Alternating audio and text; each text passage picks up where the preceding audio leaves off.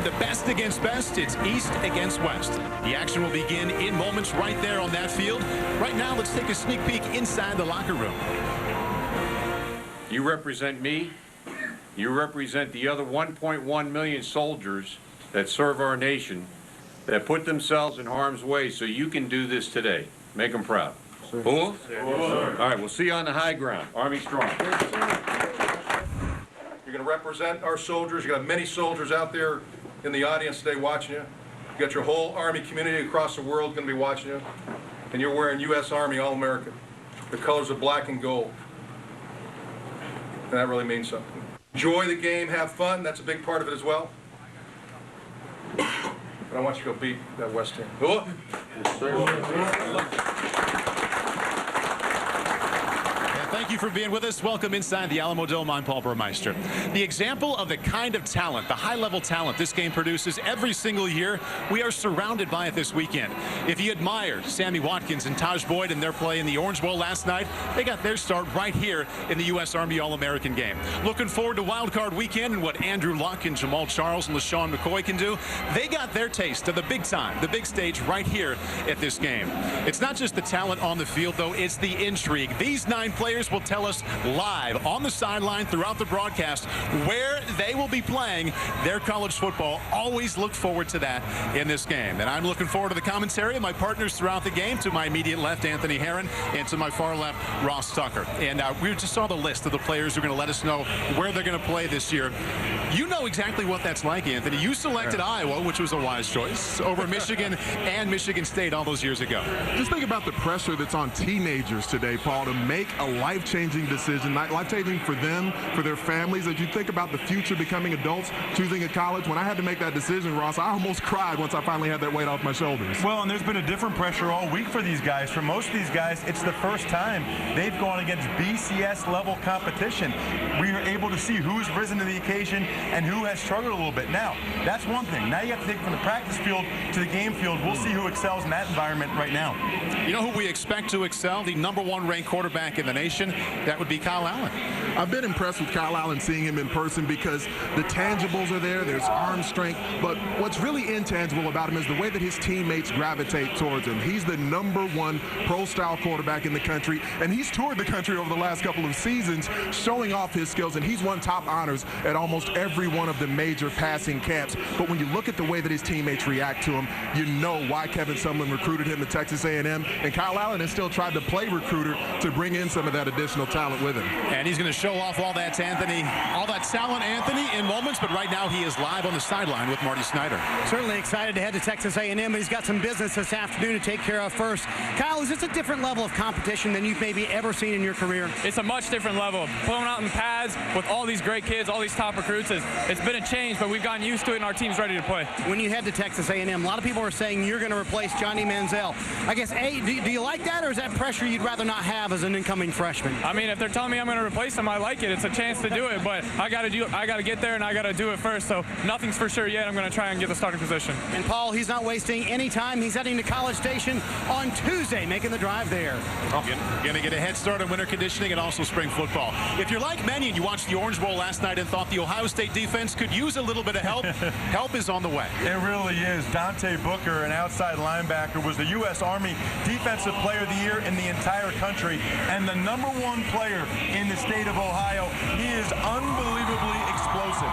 This is exactly how you draw it up. He's the best blitzing linebacker off the ball that I've seen all week. He has perfect timing, knows exactly when to hit the gaps, and he's got the length and the explosiveness to be able to get to the quarterback once he knifes through the offensive line. He has been unbelievably impressive. One of 8 Buckeyes in this game, and based on our declaration today, there might be even more. Now, Buckeyes doing very well in this game, and of course, Alabama does pretty well too. Here is Barton Simmons, 24/7 national recruiting analyst, with his thoughts on the Crimson Tide. Yeah, no surprise. Alabama is sitting at #1 in the national recruiting rankings, and today they got a chance to extend that lead. 3 announcement ceremonies where Alabama is going to have a hat on the table, but nipping at their heels is Ohio State at #2. They've got a couple of guys announced today that they're heavily favored for. And then keep an eye out west. UCLA and USC both battling for some major prospects. Lewis hanging on with one of those guys is a big piece of the puzzle. All right, here with Joe Mixon, who arrived here ranked by 24/7 Sports as the #1 ranked all-purpose back in the nation. You came in with almost 50 offers at one point. You got it down to 3. You're not declaring right now, but how tough was it to whittle it just down to the 3? Well, it was very hard. I had a lot of options, and basically my choice. And I basically prayed to God, whatever fit me the best. And I'm looking at whatever school I go to today. I'm looking to do major impact there instantly. And what is it that you want people to see today in your talents in this game? Well, I want them to see whatever I could do. I want to be able to, basically show off everything I got. Running, catching, blocking, everything. All right, Joe. Good luck. We look forward to seeing you play today and that declaration. Okay, thank you. I appreciate it. All right. Lewis, Joe, thank you very much. And the moment we've all been waiting for about to take place, the special teams on the field. The kickoff about to take place and get started here for us. You can watch along with us the 15th annual U.S. Army All-American Bowl. Here's what we have for you today. The 90 best high school football players in the nation. Some of the top talent we've already mentioned. Dante Booker, Mr. Football in Ohio, on his way to Ohio State. The top quarterback in the nation, Kyle Allen. We just listened to Joe Mixon, the #1 all-purpose running back. 87 others to watch as well, and we are underway.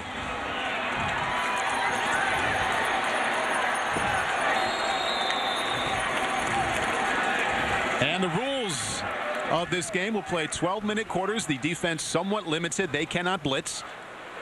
And the defense has to also play in that 4-3 scheme. And some rules also to the special teams. No onside kicks, no matter what the score is, coming up when we get to the 4th quarter. And the starting quarterback for the East Side, Mr. Football in the state of North Carolina, on his way to be a Florida Gator. That's Mr. Will Greer. Check out. Tailback is Sony Michel, but he's in an empty backfield. He dumps it off to Michel. And the future Georgia Bulldog shows he can not only run the ball, but catch it as well. That's one of the things that the Georgia coaches really like about Sony Michel is his versatility, his ability to catch the ball out of the backfield. This guy burst onto the scene as an 8th grader. He had 1,800 yards down at American Heritage High School in 8th grade. That is unbelievable. How many players can you say by the time they were done with 9th grade, they had over 3,500 rushing yards? Will Greer trying to rush the ball as well, but he is brought down just after he crossed the line of scrimmage, brought down by Buda Baker, who will be an Oregon Duck next fall. We got to look at the interesting element of Will Greer's game, because when you look at multiple recruiting services, some people list him as a pro-style quarterback. Some people actually do list him as a dual-threat guy. I kind of see him in that Colt McCoy sort of mold. He's probably not used to somebody being able to close on him like that. When you're playing private school ball in North Carolina, you're not going to have a lot of guys like Buda Baker, who's going to Oregon and running the alley and carving you up like that. You mentioned the talent level, Ross, and to a player, they all mentioned how much they appreciated playing against this kind of talent. And how about the West front 7? Throwing down Nick Chubb, who will be a Georgia Bulldog next year, and he would like to see some more holes. Didn't see one there. Well, Chubb's good, but he's not this good. You see a great job by Solomon Thomas, number 17, closing the front side. So Chubb had to try to go back to the backside, but there was all kinds of West defenders right there. Usually it's pretty difficult to run the football in all-star games like this. Will Greer taking a break after he led the first series, and hats off to that West defense. Stepping up there on 2nd and 3rd down.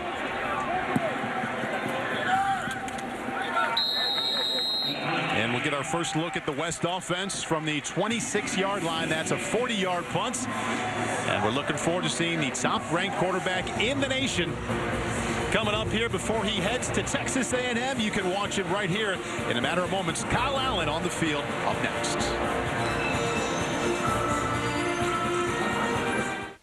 What are you doing here, Private Esparza? Getting strong, drill sergeant!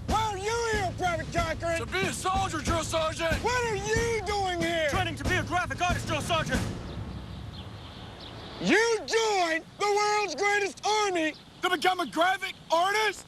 Outstanding! Now that's a man with a plan. With unmatched training and over 150 careers that give you options beyond the battlefield, there are over 150 ways to become Army strong. Find yours at goarmy.com/defy. Ask me about my pro football dreams. Ask me about my college days. Ask me about my inspirations. Ask me about my baseball career. But like anyone, I've got all kinds of dreams. Ask me, and I'll tell you all about them. And I will do it for you. Call Star Dreams to download the app.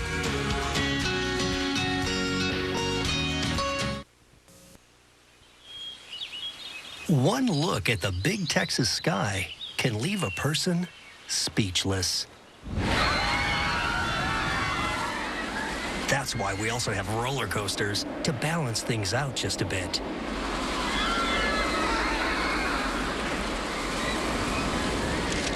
From soothing sights to thrills of all kinds, see everything this city has to offer at visitsanantonio.com. The U.S. Army All-American Bowl is brought to you by the U.S. Army. There's strong, and then there's Army strong. And by American Family Insurance. Pursue your dreams. We'll protect them. Beautiful day outside the Alamo Dome here in San Antonio, but we really like what's happening inside the Alamo Dome. Temperature always perfect and the talent level always high for the U.S. Army All-American Bowl. The 90 best high school players in the nation putting their talents on the line. And we also look forward to 9 of the best announcing their college intentions throughout the game. We look forward to our first declaration here in the first quarter. Speaking of number 1, top-ranked quarterback in the nation, Kyle Allen, before he goes to Texas A&M on Tuesday to begin his college career, starts off the west side. Go! Cal right to the air, or he would like to go right to the air, going to his left. And that's not an easy throw. Completes to K.D. Cannon, who will be a Baylor Bear. Athletic play by Kyle Allen to pick up 17. Not an easy throw on the move, rolling left, having to torque those shoulders, get them all the way back around. This is the element I love of Kyle Allen's game because he's as accurate as any quarterback I've seen coming out of high school in the past 5 years. We saw that feature during the skills challenge they had earlier in the week. His favorite NFL quarterback is Russell Wilson. We saw a little bit of Russell Wilson there. And a little bit of wiggle from Jaylen Brown. Going to be an Oregon Duckian showing some skill there, picking up 10. Well, you see this play all the time at every level of football now, just a quick wide receiver screen. It only works, though, if you get good blocks on the edge, and that's exactly what Jaylen Brown got. Kyle Allen following a trend many of the quarterbacks show now, going to campus early. He graduated from high school, going to get a head start on trying to be the man who replaces Johnny Manziel. He's got a pair of big wideouts, and at 6'6", Frank Iheanacho, pardon me. Iheanacho, he's going to let us know throughout the broadcast where he will go to college. He hauls that one in. Iheanacho, an interesting story because he's a player who really mainly focused on basketball throughout most of his time in high school, just burst onto the scene this year. Iheanacho actually gave up basketball or football his junior year, and giving up the football there was Kyle Allen. Never brought it in there to scoop it up for the west side. The future South Carolina Gamecock, Bryson Allen Williams. Well, you expect to have some quarterback-center exchange issues, but not really out of the shotgun. It was just a little to the right, and then Allen not able to secure the football. Allen Williams, who's had an unbelievable week, everybody to a man has talked about him. As you can see, Kyle Allen mic'd up for us here this afternoon, so we not only get to watch, we get to take a listen to his interaction with his West teammates, and who knows, maybe some interaction with the East side as well. Our first declaration, the first of 9, is coming up next. Stick around and find out where Brian Wallace will attend college after this.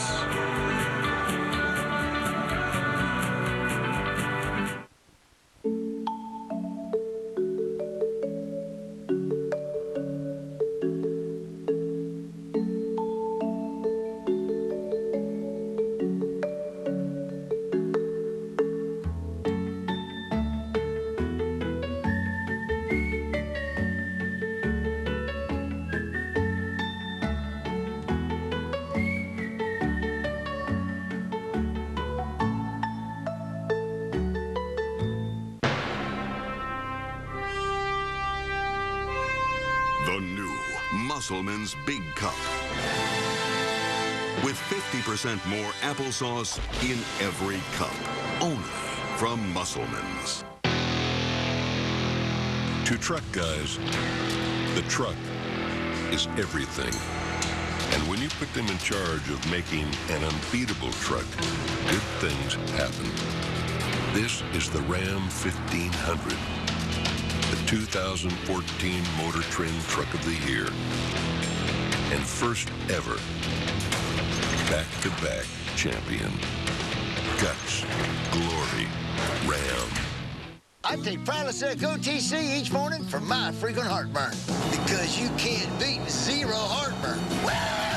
Prilosec OTC is the #1 doctor-recommended frequent heartburn medicine for 8 straight years. 1 pill each morning, 24 hours, zero heartburn. The countdown to Sochi continues. Olympic medalist Jay Arselski makes his push towards Sochi at the 2014 U.S. Olympic short track trials. There's only 1 gold medal, and you want to be the best. Tomorrow, 4 Eastern on NBC. Joshua Frazier, Alabama. My name is Buda Baker. I'm committed to the University of Oregon.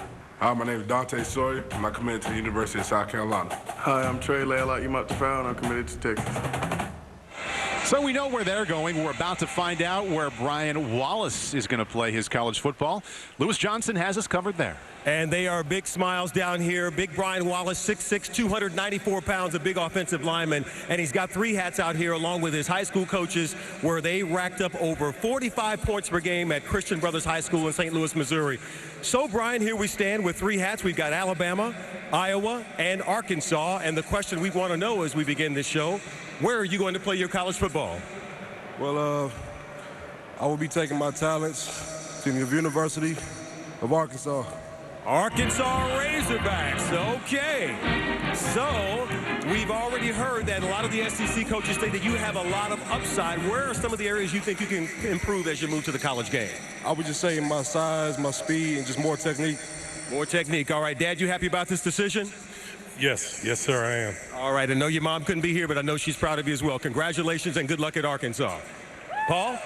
All right, Brett Bielema trying to turn it around at Arkansas. Good news there already. We know how Brett Bielema loves to run the football, and Brian Wallace is a road grader. But the thing is that he's an athletic road grader. I believe the quickest feat of any offensive tackle in this game is defenders try to disengage. He's able to stay in position, plays with great leverage and extreme intensity.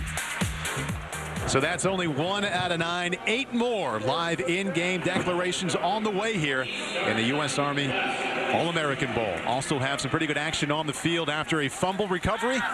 Here's Will Greer for his 2nd series. He's got some room to run, keeps it himself, and that is a first down for the E squad. Will Greer keeps it himself for 11. And you said it earlier, Anthony, about his athleticism. He's sneakily athletic. You know, they don't run a lot of read option, but he can scramble and make plays with his feet. This is a guy that was able to dunk in 7th grade at 6'1", which tells you a little bit about his explosiveness and athletic ability. And you know what? The way Florida played this year, he might need to use that athleticism if he gets a chance to get on the field next year. His tailback also on his way to play college football in the SEC. One of 2 Georgia tailbacks on display today, Sony Michel. There's Sony right up the middle, putting his head down and fighting for some extra yardage. Down to the 32, that's a gain of 4. Our 24/7 national recruiting analyst on the field is Barton Simmons.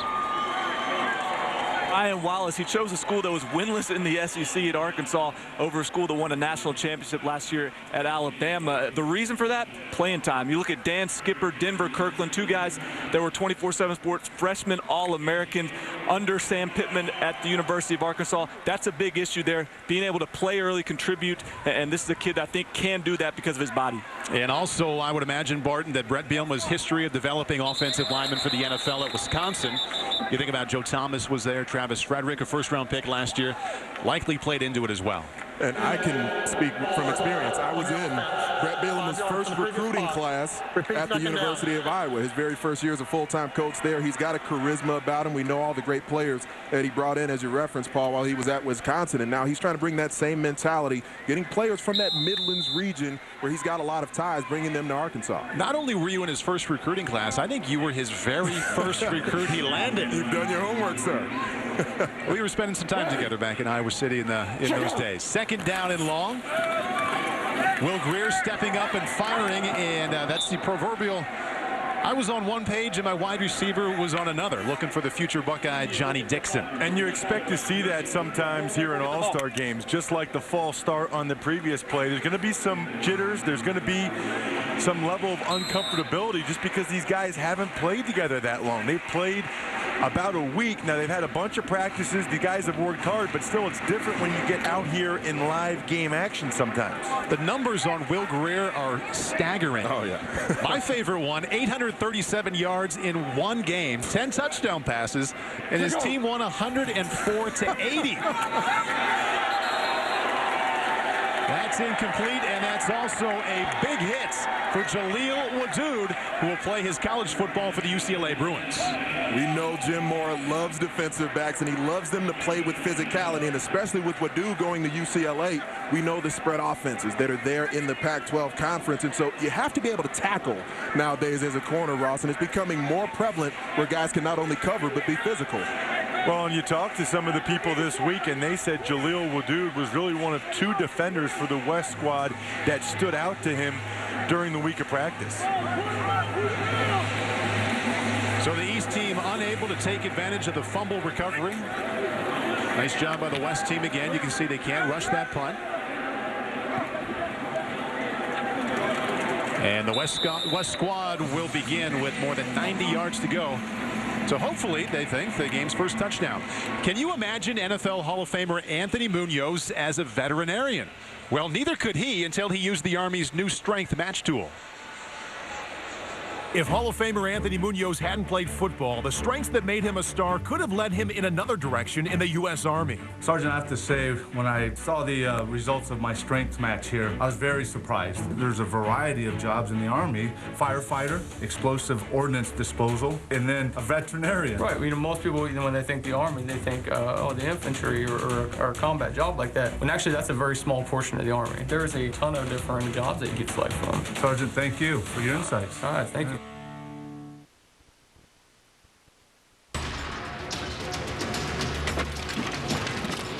When I first joined the Army, I was very nervous. We didn't know what they would have them doing. But Bobby always had a plan. With unmatched training in over 150 careers beyond the battlefield, there are over 150 surprising ways to become Army strong. Talk to your son or daughter about opportunities in the Army.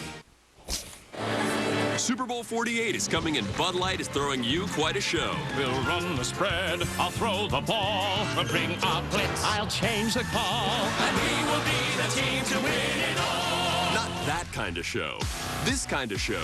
Use your FanZone app for your chance to unlock the ultimate VIP weekend. We're turning a luxury cruise liner into the Bud Light Hotel in New York City, where you'll party with celebrities, top music artists, and see Super Bowl 48.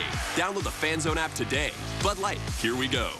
Wild Card Saturday begins when the Chiefs head to Indy to take on Andrew Luck and the Colts. In for the touchdown. Then in prime time, Time is now. Drew Brees and the Saints go marching into Philly to take on the Eagles. Coverage begins today, 4 Eastern, only on NBC. U.S. Army All-American Bowl started actually outside before we moved inside. Back in late December 2000, we got it underway. Now we're playing for the 15th time, and we've seen so much NFL talent get their first taste of really the big national stage right here on this field. Also a good time to remind you, you can watch both NFL wildcard weekend games today, later on NBC. Immediately following us, we go to Indianapolis for the Chiefs and the Colts. And right after that, also on NBC, it is the Saints and the Eagles. This is the top-ranked quarterback of the nation, Kyle Allen, flipping it out to one of his tall receivers, Frank Ihanacho. He's 6'6". He also has Mark Roberts, number 81, who is 6'6". Ihanacho picks up 4. What impresses me about the game of Frank Iheanacho is the fact that he looks comfortable as a wide receiver. A lot of times you see people transition from track or basketball, and they try to become football players, but it doesn't quite look fluid. It doesn't quite look confident, but Iheanacho is a guy who looks like a natural wide receiver. With the ball, a name you're going to recognize going down to the backfield. Nice job by the East defense for a loss there, but that's Christian McCaffrey. His father, Ed, played football at Stanford, just like Christian is going to do before he went on to an excellent NFL career with the Denver Broncos. But it's not just his father, Ed, who was an athlete at Stanford. His mother played soccer there as well. I talked about Joe Mixon being the top all-purpose back in the country, but overall, from a productivity standpoint, Christian McCaffrey has probably been the guy who's been most productive during the week. There you see his grandfather, who in 1960 was the fastest man in the world. Kyle Allen underthrows there to Jaylen Brown. And there to make the play for the east side, Bryson Allen Williams, linebacker on his way to South Carolina. So far, yeah, you really have to be impressed by the poise that Allen has showed. I mean, even under duress, he didn't get as much on that football as he wanted to, but he's impressed me all week just with his poise. He is one cool customer. I stand corrected. Jaylen Brown made the play there, picking up the first down for the west side. Kyle Allen keeping it himself. His tailback now is Royce Freeman. Christian McCaffrey steps out of the game. Allen did run the read option a little bit in high school, but he said when they read it, they were pulling the ball to throw. He very rarely ran the ball at Desert Mountain High School. And he also told us, I thought it was interesting, that, you know, A&M wasn't really as much on the radar until the success they had the last 2 years with Johnny football in the SEC. It's just a good example of one program-changing recruit like Manziel can lead to more like Allen. Go. Kyle Allen now on 2nd down and 9. Nice pocket to step into. Delivers the ball a little bit low, but once again, Jaylen Brown, that's 2 times on this drive. He's gone down to catch a ball. That time for 10 and another West team first down. Where Kyle Allen is beyond his years as a passer is the places he can locate the football. That was completely on purpose. He knew I had to throw it towards the sideline, low and away, because there's a defender in a trail position who can potentially make a play. The level of accuracy that he has is definitely beyond his years. It's nice of you to mention accuracy, Anthony, because he's 6 for 6. Go! 100%, not a bad way to start. Go ahead and make that 7 for 7. The first catch from Mark Andrews, who will be an Oklahoma Sooner. And he is cut down right. And if you're not sure who makes the play at corner, Glenville guy, because you see Eric Smith right there. Marshawn Lattimore, his teammate from Glenville, plays much the same way. Both of them will be declaring today teammates at Glenville High School. We'll see if they stay teammates at the next level. Yeah, a lot of people expecting they'll be Ohio State Buckeyes. Ohio State already has 8 players playing in this game. And Glenville's certainly a pipeline. Number 18 with the reception is Trey Quinn. He is only the all-time receiving leader in the nation. He'll take his talents to LSU in the fall. Broke the record of Dorial Green Beckham, who we had here on this field 2 seasons ago in the U.S. Army All-American Bowl. And Trey Quinn, just 2 years later, has broken the all-time career receiving record of Green Beckham. And we know the level of success that Green Beckham has had, or a.k.a. DGB at Missouri. Running the ball for the first time, that's Nathan Starks out of Cherry Creek High School, just outside of Denver. That was a man's tackle right there by Bryson Allen Williams. Only 16 years old. He's been one of the most impressive guys all week. He's from Georgia, but he's going to South Carolina. Every coach I spoke to this week and watching him with my own eyes, I've been unbelievably impressed with his athleticism. Again, only 16 years old, flying around making plays. First down off the play action. Kyle Allen wants to throw back to his tailback. He throws that one into coverage. There is his first incompletion. He had completed his first 8 passes. We've seen Allen under duress a couple of times in the pocket so far early in this game. People like Dante Sawyer have gotten pressure on him a couple of times. He had to throw off his back foot. And these off-platform throws are where the arm strength of a quarterback get tested even more. That time Kentavious Street was able to apply the heat. And I wouldn't be surprised if we see Kentavious Street applying more heat. He's been extremely impressive this week. The guy squats 655 pounds. His lower body power is out of control. Setting up the screen is Kyle Allen. And that's Joe Mixon. He will announce his college intention later on today. What you need to know right now, that's the #1 all-purpose back in the nation. Keep in mind that Joe Mixon is 6'2". So as a tailback, that's a little tall for what you're looking for. But you know about the versatility he has because he's still so elusive. He can drop his weight. He can apply weight to both thighs and still be able to make quick, elusive moves, evading defenders in space. Tweeted his final schools in early December: UCLA, Oklahoma, Wisconsin, and Cal. Cal has since been eliminated. He'll let you know later today if he'll be a Bruin, a Badger, or a Sooner. Kyle Allen fires that one incomplete, looking for his favorite receiver so far, Jaylen Brown. And broken up by a man we've discussed already, number 22, Eric Smith from Cleveland. He'll announce his college intentions later in the game. Boy, they know how to make defensive backs at Glenville, don't they? I mean, Dante Whitner, Christian Bryant, who plays for the Buckeyes right now. He was injured this year. It just seems like every year there's one or two, and this year both the corners for the East, at least two of the guys that we'll see a lot of playing time today, are the Glenville duo. Play action to Joe Mixon, and Kyle Allen flushed out and just fires that one away. Nice job by the east side with that pass rush. In is Jalen Holmes. No surprise on where he's going, Ohio State. Yeah, he's going to Ohio State as well. He's one of the most physically imposing guys here. They ran a stunt, and Trevante Valentine came around. Allen did well really just to get rid of the ball, and that's what Kyle told us.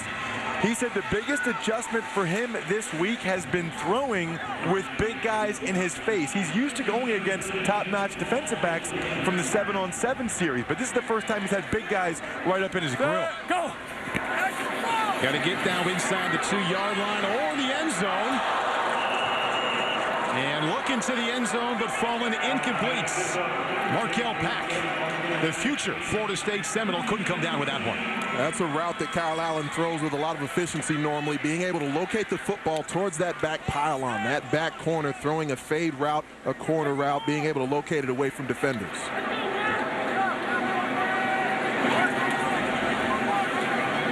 Clayton Hatfield on to attempt to erase those zeros off the scoreboard. Clayton going to kick at Texas Tech in the fall.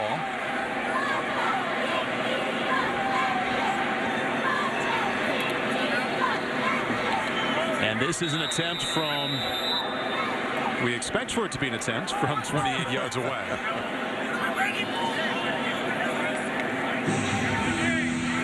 All-star game environment here, officials stepping in, making sure that the players are set. On the offense, 5 yards from the previous spot. Repeat, 4th down. As much time as the guys have spent on the practice field this week, there's been a lot of other events that go on throughout the week in San Antonio. So maybe the field goal team and the protection that goes with it hasn't been the focus of all the players. Clayton's just more comfortable from 33 yards away, that's all. And I set him up for a time. Off the upright there. We remain at 0.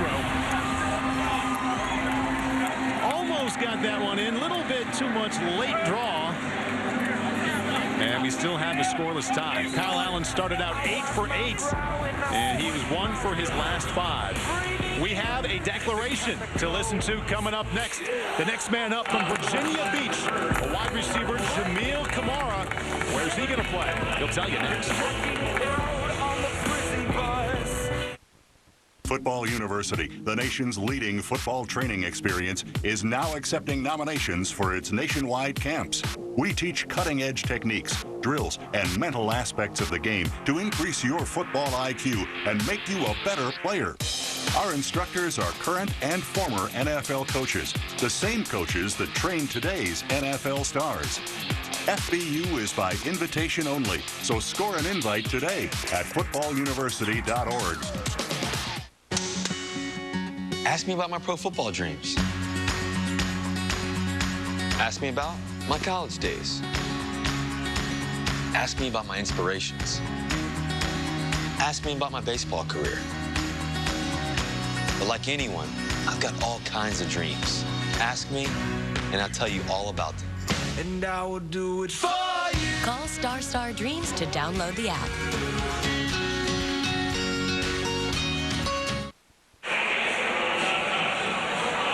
Welcome back inside the Alamo Dome. Once again, it is declaration time. Here's Marty Snyder. Well, Paul, a lot of schools ready for this one. Jamil Kamara with 4.5 speed. This year he had 23 touchdowns, 1,400 yards on the field. Here to enjoy the announcement with him, Mom Denise and Coach Carl Turner as well. Jamil, we're down to Wisconsin, Pittsburgh, and the University of Virginia. You're out of Virginia Beach, Virginia. Yes. Who's it going to be? Well, first of all, I'd like to thank my family, all the schools for giving me a chance, and of course the Army Bowl. But I will be attending the University of Virginia. He's going to stay home for the University of Virginia. Mike London certainly gets a great pick. Why Virginia? Was this a decision to stay at home? Yeah, staying at home close to my family, and it felt like the right school for me and the right offense and early playing time as a freshman. Big smile from Mom Denise. Just confirmed that her little boy's going to stay at home for him, Paul. And Marty, I'm sure Mom likes the 3-hour drive from Virginia Beach to Charlottesville. Very doable. And he will be a Virginia Cavalier. A sense of excitement and relief with that decision out of the way, isn't it? Without a doubt. I mean, as I mentioned in the open, going through this as a recruit, it really puts you in a position where you can take that weight off your shoulders finally. We have zeros on the scoreboard, and the East team back on. Elijah Hood, the new tailback. And we also have a new quarterback, Jacob Park. Dead ball. False start on the offense. 5 yards on the previous spot. Repeat first down.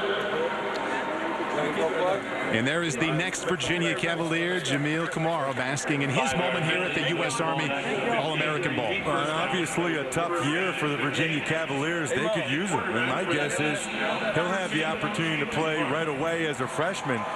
Virginia's got to get back to a bowl game like they had been able to do earlier in Mike London's tenure there in Virginia. So your new quarterback is Jacob Park, Mr. Football in the state of South Carolina. Didn't have offers from South Carolina or Clemson. He's going to play at Georgia. Good job of scooping that one up, but a nice job of taking him down. By the West team, that's a loss of 13. Barton has much more on the declaration of Jamil Kamara. He's going to go to Virginia. Yeah, never mind the 2 wins by Virginia this year. They still landed 3 of the top 5 players in the state of Virginia, did Mike London, and it was a loaded year in Virginia this year. So a really good pickup here in Jamil Kamara. Great job of Chip West and Mike London locking down Virginia Beach. They locked it in with Demetrius Nicholson a couple years ago. Smoke Mizell continued that tradition. Keep that foothold in Virginia Beach, and you're going to turn things around quickly, Virginia. And making that sack moments ago, number 17 for the West squad, Solomon Thomas. Turning the corner there, Elijah Hood. Decommitted to Notre Dame so he can say, I'm going to stay home and play at North Carolina. That's a gain of 5. I was really impressed talking with Elijah Hood yesterday. Has a great head on his shoulders. That's why he almost went to Notre Dame, but he thought, you know, I can get the same type of stuff in terms of a great academic institution right here closer to home. He's from Charlotte Catholic High School, and his lower body rivals Nick Chubb's. I mean, you can see where these guys get their explosive power from. Elijah Hood said changing from Notre Dame to North Carolina had nothing to do with football or academics. Told us it had everything to do with family and staying close to home. Go. Jacob Park, nice pocket to step into. And that's a completion.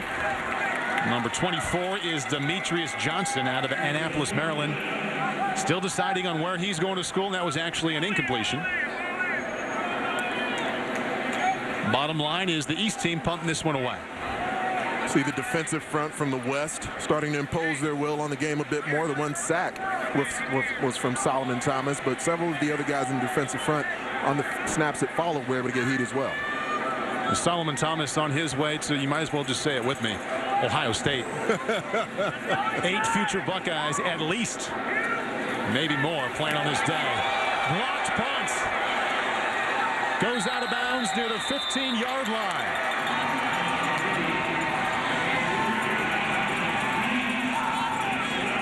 Celebrating there, Dwight Williams, who's going to announce his college intention later today. It's really tough to do special teams here in all-star games because a lot of these guys aren't used to playing special team, and you don't get a whole lot of practice time. And I mentioned Dwight's going to let us know throughout the broadcast where he's going to play his college football. It's actually going to come up here in moments. Out of the powerful Sarah High School near Los Angeles. Let us know if he's staying home or going to take his talents far away. Go! West team back with the football. And this is Drew Barker out of just outside of Cincinnati and Hebron, Kentucky, and had a chance to play all over the Big Ten or the ACC. He said, I want to help Mark Stoops do what he's doing, growing my home state school in Kentucky. He'll be a Wildcat. He's going there next week. He's continued to recruit additional talent, trying to get Mark Stoops into a bigger recruiting class. Talking to Barton Simmons earlier, Kentucky's really got a good class together so far. And that's the end of quarter number 1. We don't have a score, but we have declaration number 3 coming up. One of the top linebackers in the nation, Dwight Williams from just outside of Los Angeles. Where will he play his college football? He's about to let us know. Hi, I'm Dwight Williams, linebacker for the West. Stay tuned to find out where I'll be playing my college ball.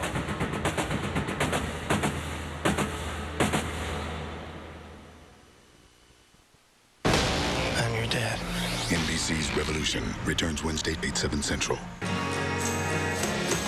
The Prudential U.S. Figure Skating Championships begin next Saturday, and the Sochi Olympic Winter Games begin February 6th on NBC.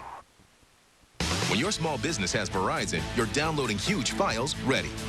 3-hour conference call ready. Your small business ready. Switch to Verizon with consistently fast internet and reliable phone with 99.9% network reliability starting at $69.99 a month with a 2-year price guarantee. Call now to get a firm price quote of your total monthly charges in writing up front. Call 1-866-SOLUTIONS to sign up now. Speed and reliability that makes you small business ready. That's powerful. Don't miss the Hot Tub and Swim Spa Blowout Expo this weekend at the Royal Plaza Trade Center in Marlboro. Browse the largest display of hot tubs and swim spas in the region with over 70 spas from 8 major brands at up to 50% off this weekend at the Royal Plaza Trade Center in Marlboro. Visit spaexpo.com. Toyotathon is on, and there's never been a better time to get an amazing deal on a huge selection of new Toyotas. Hurry into Toyotathon today. Get Toyotathon 0 for 60 on an all-wheel drive Highlander. Toyota, let's go places. Guess who's going to Sochi? My news director said, how would you feel about going to the Winter Olympics? This rush of emotions. I immediately called my mom. Here we go again. And I pinched myself and I said, you have to remember how you feel at this moment. Come on, it's the Winter Olympics. I couldn't believe that I had this opportunity. I'm getting chills just thinking about it now. Here we go again. Kim Casey and Adam Williams, only on 7 News at 11. Welcome back inside the Alamo Dome. We have 2 declarations in the books. Our next one is that man right there, Dwight Williams. He's on the sideline right now with our Lewis Johnson. All right, Paul, thanks very much. Well, there has been some major secrecy with this declaration for Dwight, his family here, now waiting to see exactly what this young linebacker is going to do. Dwight, the hat shuffle has been amazing. You have a lot of offers, but now we've got it down to 5. This is amazing. So we have Oklahoma, Clemson, Florida, LSU, and UCLA. So everybody would like to know, where are you going to play your college football? First, I'd like to thank God for blessing me with this talent, and each of these institutions right here for giving me a chance to play football. Very nice. For the next 4 years, I'll be getting my education at the University of California, Los Angeles. UCLA. Very interesting because at one point they seemed to be off the radar. Was this sort of the way to keep it quiet for yourself and for the school? Oh, yes, definitely. That was a way to keep it quiet because, you know, in this day and age with the social media, it's kind of hard to keep stuff secret. Now, you are now called an LB, a linebacker, but I also understand you want to be called at one point a JD, as in Juris Doctorate. Is that part of your decision? Yes, sir. All right. UCLA has a great law program, and I can't wait to get into it. Look at that smile on your mom's face. I think you made her happy as well. Dwight, congratulations. Good luck with the Bruins. Paul? Bruins with a big Sun Bowl victory over Virginia Tech, and a victory here as we start the second quarter. Well, Dwight Williams is 6'1". He's just a shade over 200 pounds, so people feel like there's potential for him to even move to safety at the next level. But I like him at linebacker, and even I like him at Mike linebacker because he's got a frame where he could add maybe 15, 20 pounds. And I believe at the next level, with the way he can get sideline to sideline and the way that he tackles people, constantly bringing folks down out in space, and ball skills that he has within the box, I think he could be a guy who plays an excellent Mike in the Pac-12. It's going to get some excellent teaching there at UCLA. The linebacker coach, Jeff Ulbrich, recently played 10 years in the National Football League for the Niners, so a lot of positives for Dwight Williams in his future as a Bruin. Drew Barker, the quarterback for the West Side, and down he goes. Stepping up and making the play for the East Side, Dante Sawyer.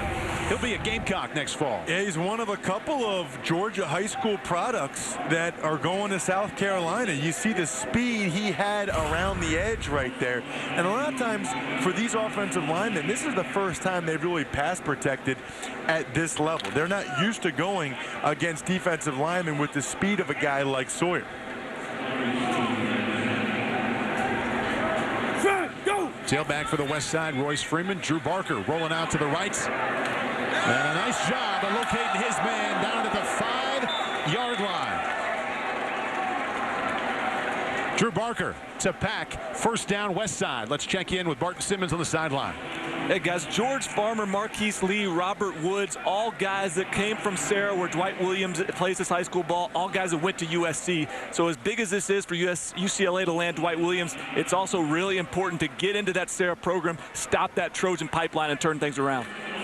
A lot of those guys that Barton mentioned, offensive players. That Winnipeg Setter program out west, I mean, in California, they've had historically some of the best running backs and receivers that have come out of there.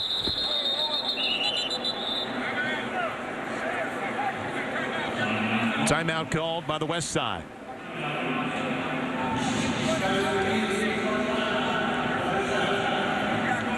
Dwight Williams just let us all know he'll play his college football at UCLA. That was our third declaration of the afternoon. We have 6 left. Go ahead and smile with him, Bruin fans. He's coming to UCLA soon.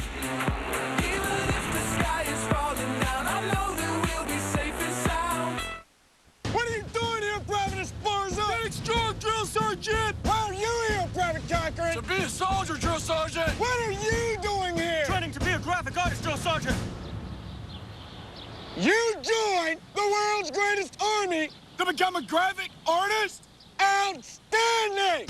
Now that's a man with a plan! With unmatched training and over 150 careers that give you options beyond the battlefield, there are over 150 ways to become Army strong. Find yours at goarmy.com/defy. Before COPD, I took my son fishing every year. We had a great spot. Not easy to find, but worth it. But with COPD making it hard to breathe, I thought those days might be over. So my doctor prescribed Symbicort. It helped significantly improve my lung function starting within 5 minutes. Symbicort doesn't replace a rescue inhaler for sudden symptoms. With Symbicort, today I'm breathing better, and that means fish on. Symbicort is for COPD, including chronic bronchitis and emphysema. It should not be taken more than twice a day. Symbicort contains formoterol. Medicines like formoterol increase the risk of death from asthma problems. Symbicort may increase your risk of lung infections, osteoporosis, and some eye problems. Tell your doctor if you have a heart condition or high blood pressure before taking it.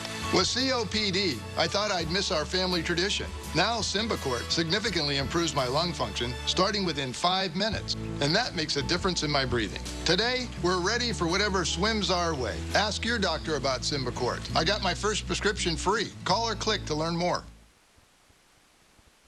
Thank you for joining us for the U.S. Army All-American Bowl.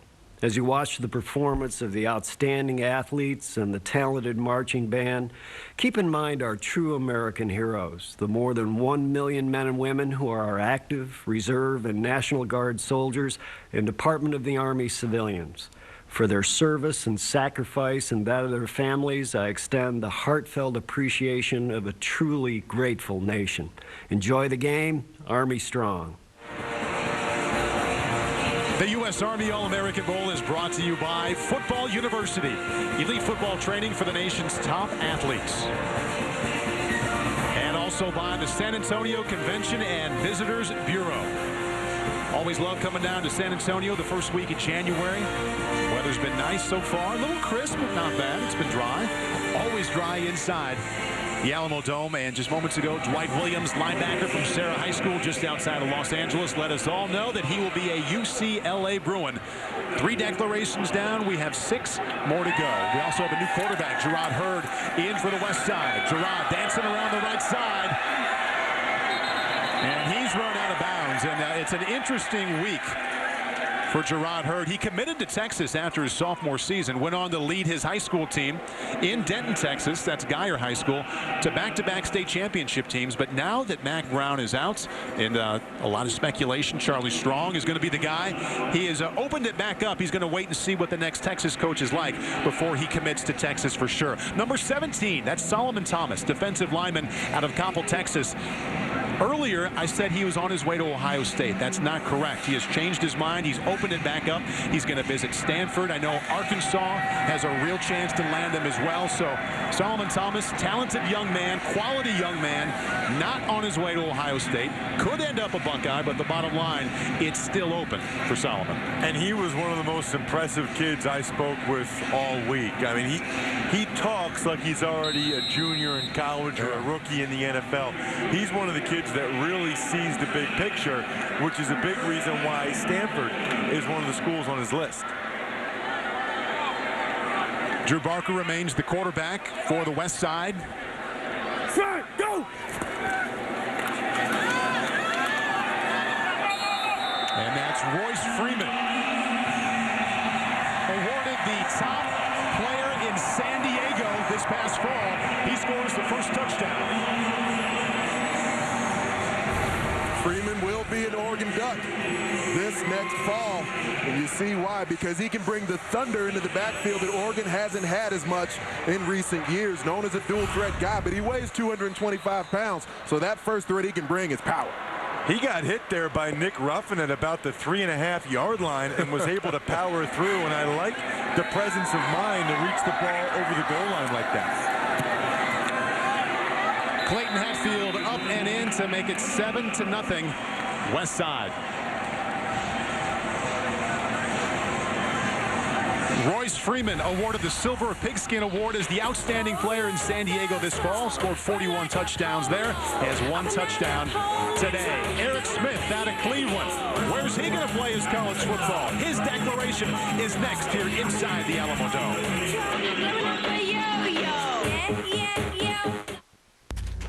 Life is hard.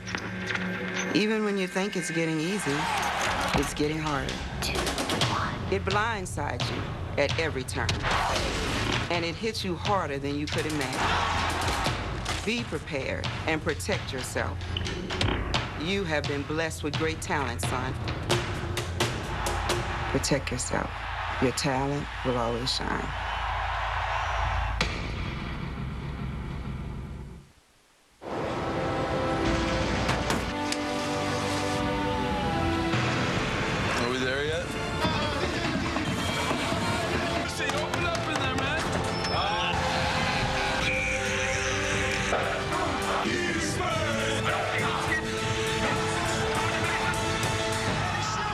Long-distance relationships can be the hardest.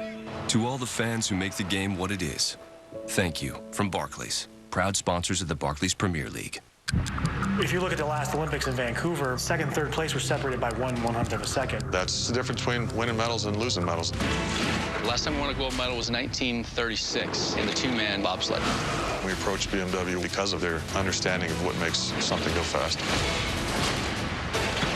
Straight into the wall. With With this new bobsled, we can win a gold medal.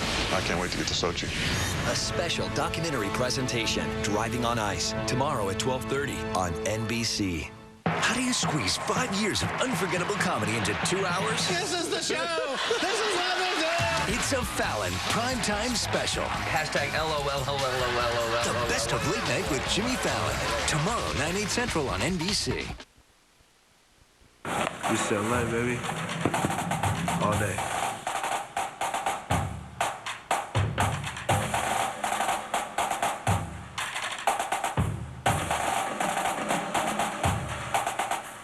Wolfpack all day.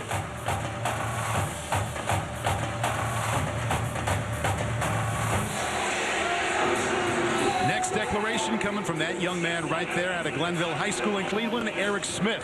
For more, here's Marty Snyder. And Paul, he is the first half of the Glenville High School out of Cleveland defensive backfield players that will declare today. You cannot question his speed, 4.4 in the 40, also his classroom work, 3.0 in the classroom for the GPA as well. Dad Curtis is here, and happy to have Ted Ginn Sr. here. He's been a coach a long time at the high school. So we're down to these schools. We got Georgia Tech, Kentucky, Michigan, Ohio State, and Alabama. Eric, who's it going to be? First off, I want to thank God for blessing me with the talent just to be here. And coaching staff, Coach Ginn, Coach Shin, Drews, Patty, and my father, because they supported me through everything. And I'll further my education at the University of Ohio State. Ohio State, and a lot of guys over here from your team are cheering that are Buckeyes currently. Eric, you almost didn't declare this week. Why did you decide, and what was the hesitation? Me and Marshawn talked. You know, that's my guy, and we always had a dream of playing together. And better to do it at home than anywhere else. Well, we'll see if Marshawn declares for Ohio State later on. Paul, a huge pickup for Urban Meyer, who needs a little good news after last night, right?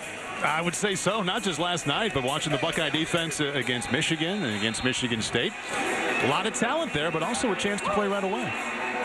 Well, he will, and that's because defensively they really struggled. You heard Urban Meyer after the game last night say, we are not a top 10 defense. That's what we expect to have at Ohio State. And that's now the 9th guy playing in today's game that will be a future Buckeye.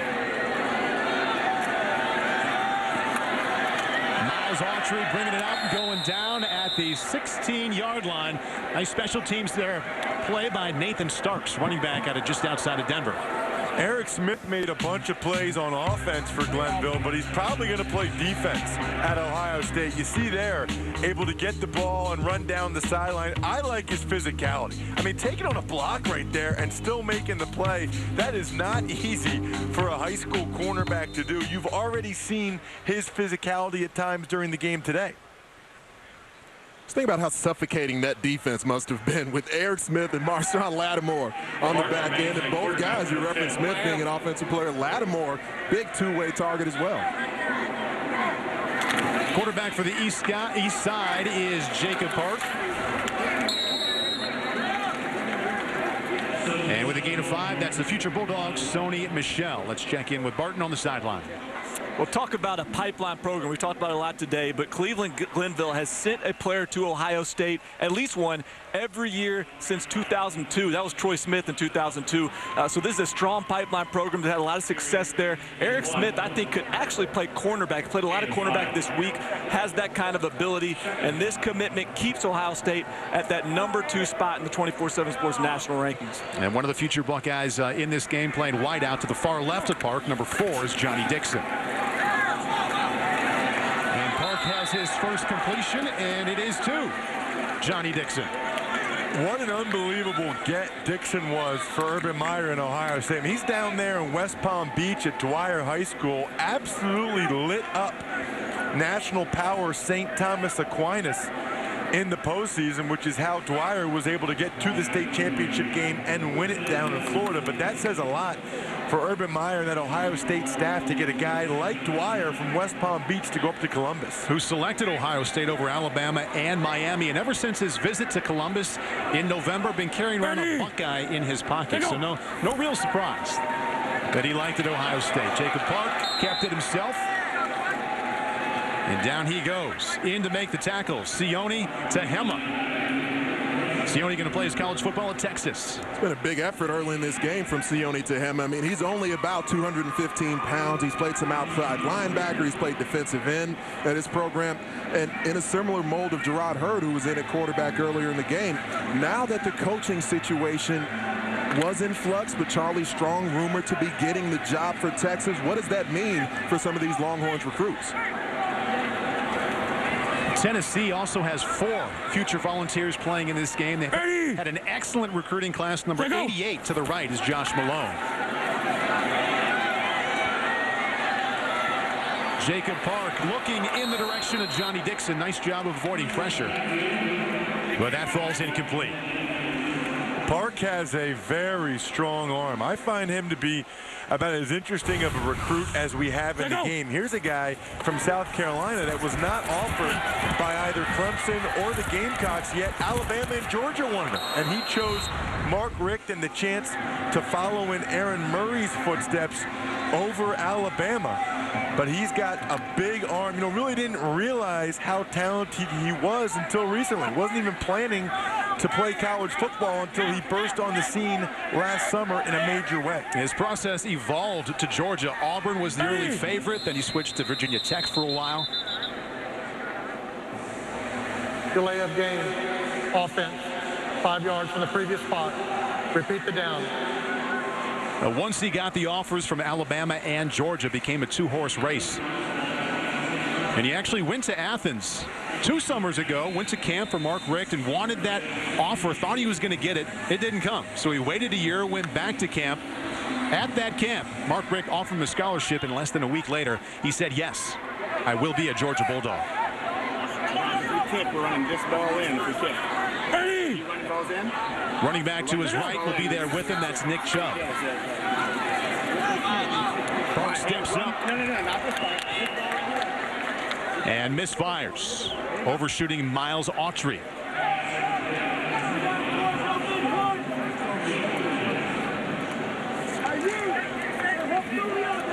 Coverage there provided by Clifton Garrett, the linebacker out of Plainfield South High School. He remains undecided, but he's the #1 linebacker in the nation.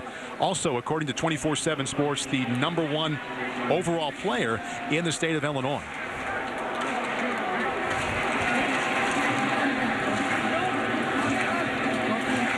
Back to punt for the east side. That's Corbin Daly. He'll play at Texas. Texas played right inside this building less than a week ago.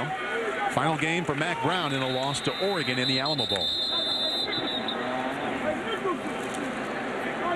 Delay of game, offense, 5 yards from the previous spot. Repeat, 4th down.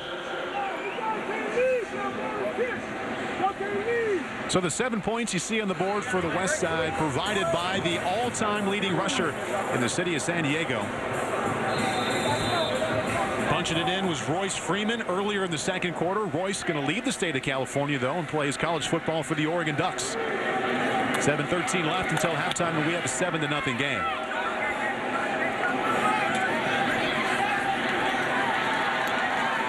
And that's K.D. Cannon, who will play wide receiver for the Baylor Bears for the next 4 years. Declarations, big part of this game. The Ohio State Buckeyes, also a big part of this game. Eric Smith smiling.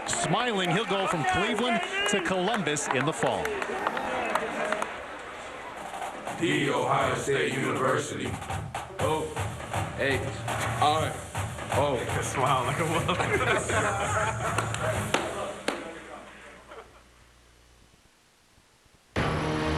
In our next 100 years, how can we create a more secure world?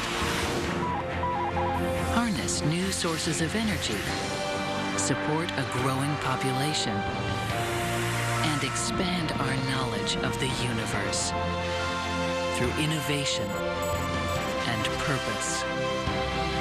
Lockheed Martin, we never forget who we're working for. Test in 3, 2. I don't like excitement. Take our corporate payment system from U.S. Bank. It's reliable, accurate, easy to manage. With crews all over the country, purchasing and payroll disbursement can't be a big production. And with U.S. Bank, I've learned, no surprises make for a great show.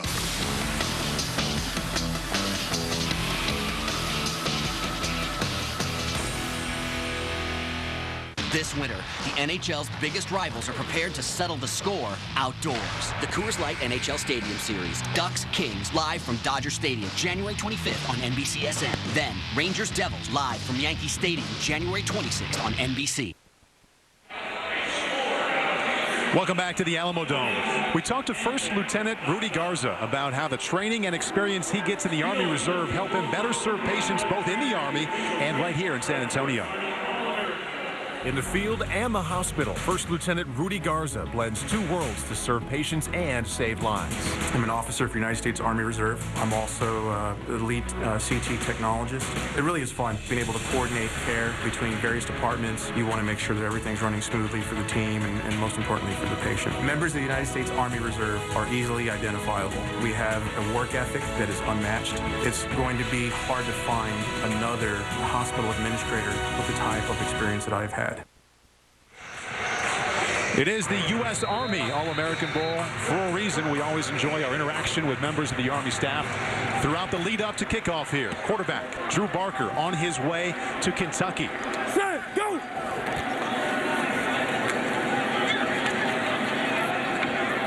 Drew flips it out wide for a gain of 3.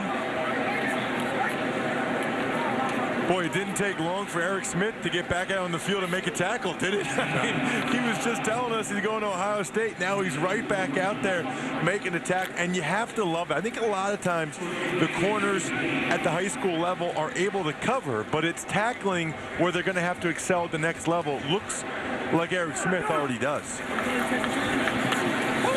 And Drew keeps it himself, and he was a dual threat.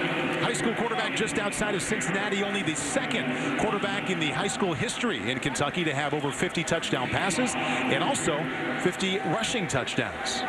That element of Barker's game that we just saw, it's part of the evolution of college football over the past decade. Ross, you were talking about corners, outside tackling.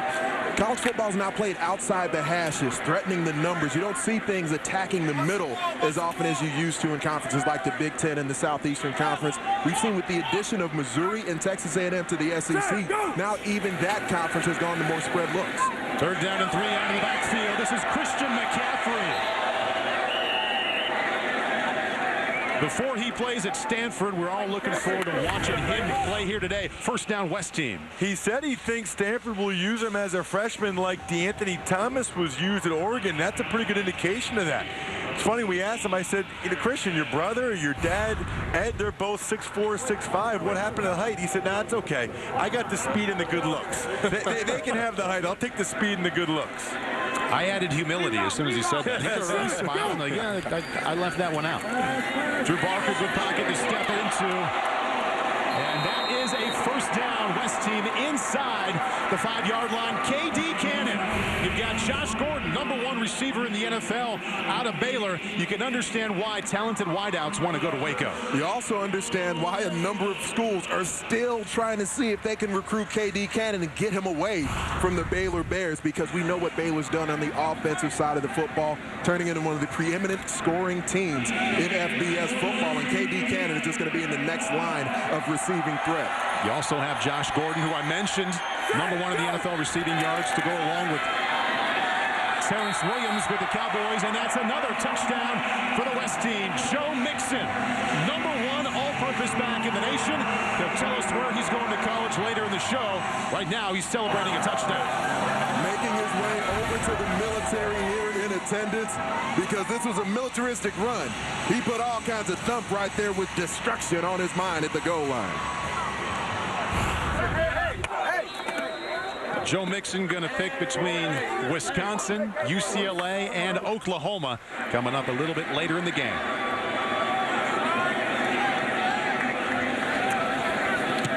Clayton Hatfield 2 for 2 extra points. And the West running backs finding the end zone. First, it's Royce Freeman, and now Joe Mixon, both from the state of California. And Joe about to let us know here if he's going to stay in California to play his college football. 2 rushing touchdowns for the West team, and it's 14-0 inside the Alamo Dome.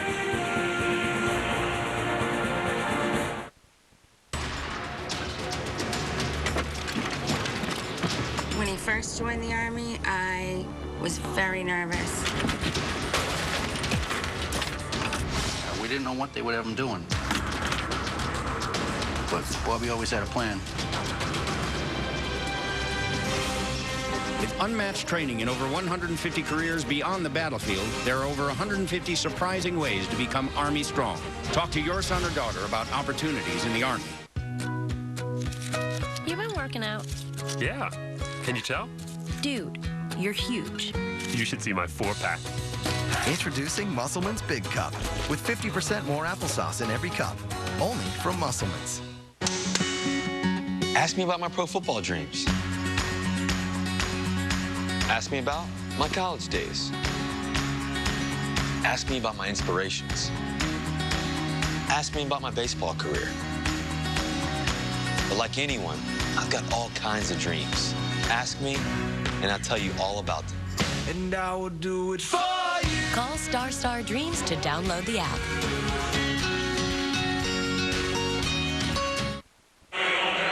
You just saw Joe Mixon score the second touchdown of the day for the West team. Right now he's on the sideline with our Lewis Johnson. And I don't know if anybody's having more fun at this game than Joe Mixon. You've got a big smile on your face, but let's go back and look at the screen plays earlier, and ultimately you led to the touchdown here inside the Alamo Dome. What are you seeing as you get the ball and begin to scan the field and make your way down the field? Well, pretty much, it started in practice, but, right here, I just read my blocker, got the catch, did the mechanics. After this, you just have to finish the run, make the cut, just finish strong. All right, now take us to the touchdown. Well, the touchdown, I just read my block. Damian Mama told me to follow him. I got right behind him, and he led me to score. And you weren't done, were you? Oh, no, never. Can't be done. 22.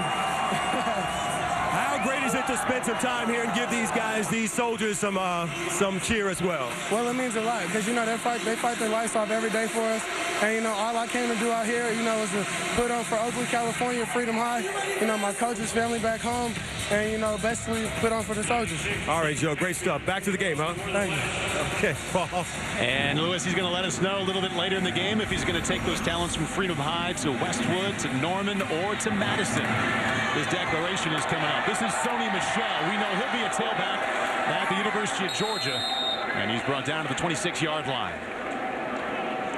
Michelle's really a great story, bouncing back from a torn ACL in 10th grade. A lot of times that can ruin a recruit's prospects, but he'd already done so much in 8th and 9th grade that he was already a top prospect. Came back as a junior and had a decent year, but not as good as his freshman and sophomore years. It took him all the way till this season to get back to his 8th and 9th grade form. I can't even believe I'm saying that, by the way. 8th and 9th grade form. 8th grade.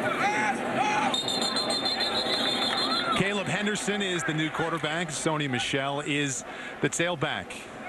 Dead ball, all start on the offense. 5-yard penalty, repeat first down. For more on Sony Michel, here's our own Marty Snyder. Well, of course, going to Georgia to play a little football, but his music career is what he loves to do in his off time. He's been rapping for 3 years. He's become quite popular. He's actually had a few paying gigs to go play at schools and a couple of different things, and he's got some videos on YouTube as well. He calls himself 2 Stacks with AZ. I asked him what that meant. He says, because I want to get 2,000 yards in one season, and he gets a pass right there. He said, I want to rush for 2,000 yards in one season, but football is certainly more important to me, and he's doing all of that while carrying a 3.85 GPA. That's pretty impressive, and he's almost as busy as you are, Paul. Well, he had a hard time getting back to the line of scrimmage there, but what an unbelievable high school career. 8th and 9th grade, sat out 10th with a torn ACL. Then his junior and senior year, over 6,600 career rushing yards and also 81 touchdowns. Yeah, and his head coach, Mike Rumps, is actually here, and he's one of the coaches on the secondary for the E squad.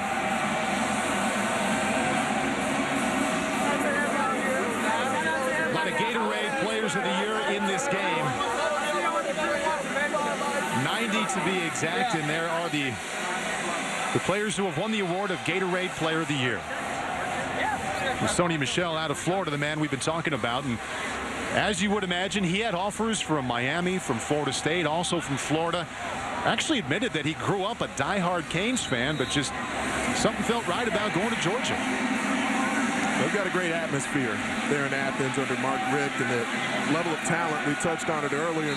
Players haven't been afraid to go there and continue to compete wanting to get that playing time because they do a great job spreading the football around, especially at the running back position, getting folks a lot of carries. Caleb Henderson wants to throw it for the first time under all kinds of pressure in the backfield and finally brought down by Kenny Young, linebacker out of Curtis High School in River Ridge, Louisiana. Kenny Young still uncommitted at this point in his high school career. It wasn't quite as uncommon a thing to be uncommitted yet at this point a few years ago, but now you see so many players making early commitments, but Kenny Young wanting to make sure that he knows he's going to the right school, making the right choice, and able to bring down a big, solid quarterback in Caleb Henderson. I believe Henderson, out of all the quarterbacks in this game, specifically with arm talent, Caleb Henderson, I believe, has the strongest, most talented passing arm. Going to have to get this one off. Just does. This is the final play of the first half, and a big hit delivered. Number 17, Solomon Thomas. Again, it's still open to find out where he's going. Going to visit Stanford and Ohio State. Also, Arkansas definitely in the mix for Solomon Thomas. Our score at halftime, 14-0, the West Side. Touchdown for Royce Freeman, and also one touchdown for Mr. Dixon. The top running back, the top all-purpose running back is Joe Mixon in the nation. Coming up at halftime, we'll go to New York, and our own Tony Dungy, Rodney Harrison going to look ahead to the wild card weekend and break down a couple of former players in this game. That's Andrew Luck and Jamal Charles. Dan Patrick will be there as well. We'll be back for the third quarter. At halftime at the Alamo Dome, it's 14-0 West team. At the Alamo Dome, that is Kyle Allen, the #1 ranked quarterback, not only in this game, but in the nation. He'll play his college ball at Texas A&M. For Kyle, being selected to the U.S. Army All-American Bowl is the realization of a dream and the product of endless hours of hard work and dedication. But none of that will be possible without his family, his coaches, and his friends who served to protect his dream along the way. I just love the competition of football. Put a lot of team effort into it, and that's what I like, is the team camaraderie.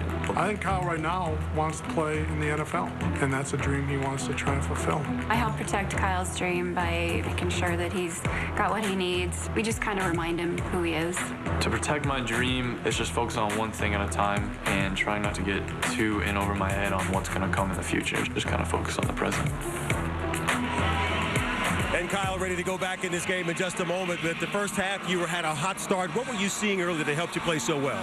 Defense was playing really conservative on their side. They were playing off. They were giving us the short stuff. So we just took what they gave us and we just clunked down the field like you saw in our long drive. We started on the 9, went all the way down the field, and we came up short, but we were just driving hard. I mean, they're playing conservative. They adjusted a little later when I wasn't in. They started pressing, but they're giving us what we want. Speaking of adjustments, how much X's and O's talk is going on at halftime of an all-star game like this? You know, there's not much. You practice all week. You know what you're supposed to do. Stick to the plan. You know, not much, and we're up 14-0, so little adjustments and stuff, but we're doing fine. All right, Kyle, thanks. Thank you. Paul, here we go again.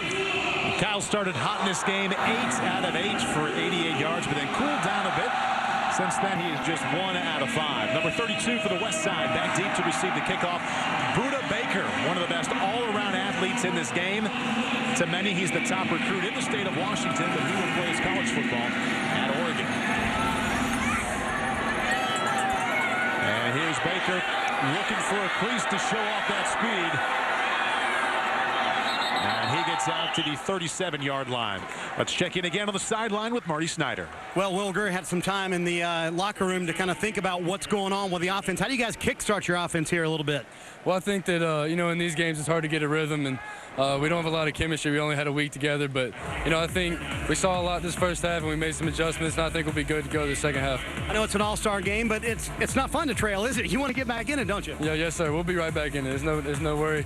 We'll be out here, and we made some adjustments, like I said, and we'll be fine. Well, he promises the adjustments will pay off, and the East will get back in this game. Well, he's certainly used to success, threw for over 14,000 yards in his high school career. And that's Gerard Hurd. Committed to the University of Texas after his sophomore season. Went on to lead his high school team, Denton Guyer High, to a pair of back-to-back titles. However, he told us yesterday he's open to thinking about his college decision now that Mack Brown has left. We'll see if it is indeed Charlie Strong. But just in case he doesn't like the system, he's thinking about Boise State. He's also thinking Nebraska or maybe even UCLA. Going to UT and becoming a Longhorn, if you're one of the top players in Texas, it almost feels like a birthright to a certain extent. extent because those guys have grown up with that Texas program, especially these kids being born in the mid-90s. They've grown up with Texas being the preeminent program in that part of the country. Yeah, and I asked him, what was that like? You know, you're a junior in high school and you're already committed to Texas. You're walking the halls in Denton, Texas. You're already a legend in your high school. He said, it was pretty cool. Yeah, I bet it was. Showed off his dual threat athleticism and efficiency in the state championship game against San Antonio Brennan. He rushed 23 times for a $146. Also a perfect 9 out of 9 passing in the state title win. Hurd on 3rd down and 9, firing into coverage, and that falls incomplete. And that is Nick Ruffin. He has been really, really impressive. Take a look. Hurd fakes the read, and then he's going to throw it down the field. You'll see number 13, Nick Ruffin, come in, get his right hand on the football. Ruffin's probably been as impressive a defensive back as there been on the East squad. Really has a good head on his shoulders. His brother, Aaron, played at Brown, and he's got some military background as well. His dad, Demetrius, an E5 staff sergeant who retired. West Side with a 14-point lead, led by touchdown runs by Royce Freeman and also Joe Mixon. Little confusion right now, and they call timeout. It'll be declaration time when we come back. Frank, I had it, Joe. How do you like this ratio? 44 catches his senior season, 16 went for touchdowns. Where's he going to college? He is about to let you know. I'm Kyle Allen. I'm committed to Texas A&M. I'm Jalen Brown. I'm committed to the University of Oregon. Hi, my name is Bryson Allen Williams, and I'm committed to the University of South Carolina. My name is Terrell Cuny. I'm committed to Texas. What are you doing here, Private Esparza? Getting strong, Drill Sergeant! Why are you here, Private Cochran? To be a soldier, Drill Sergeant! What are you doing here? Training to be a graphic artist, Drill Sergeant! You joined the world's greatest army to become a graphic artist? Outstanding! Now that's a man with a plan! With unmatched training and over 150 careers that give you options beyond the battlefield, there are over 150 ways to become Army strong. Find yours at goarmy.com/defy. The new Muscleman's Big Cup. With 50% more applesauce in every cup. Only from Muscleman's. When I first got shingles, it started on my back, and I had like this 4-inch band of bumps that came around to the front of my body, and the pain from it was excruciating. I did not want anyone to brush into me to cause me more pain than I was already enduring. If you had chickenpox, the shingles virus is already inside you. 1 in 3 people will get shingles in their lifetime. I wanted to just crawl up in a ball and just wait till it passed. Talk to your doctor or pharmacist. The U.S. Army All-American Bowl is brought to you by the U.S. Army. There's strong, and then there's Army strong.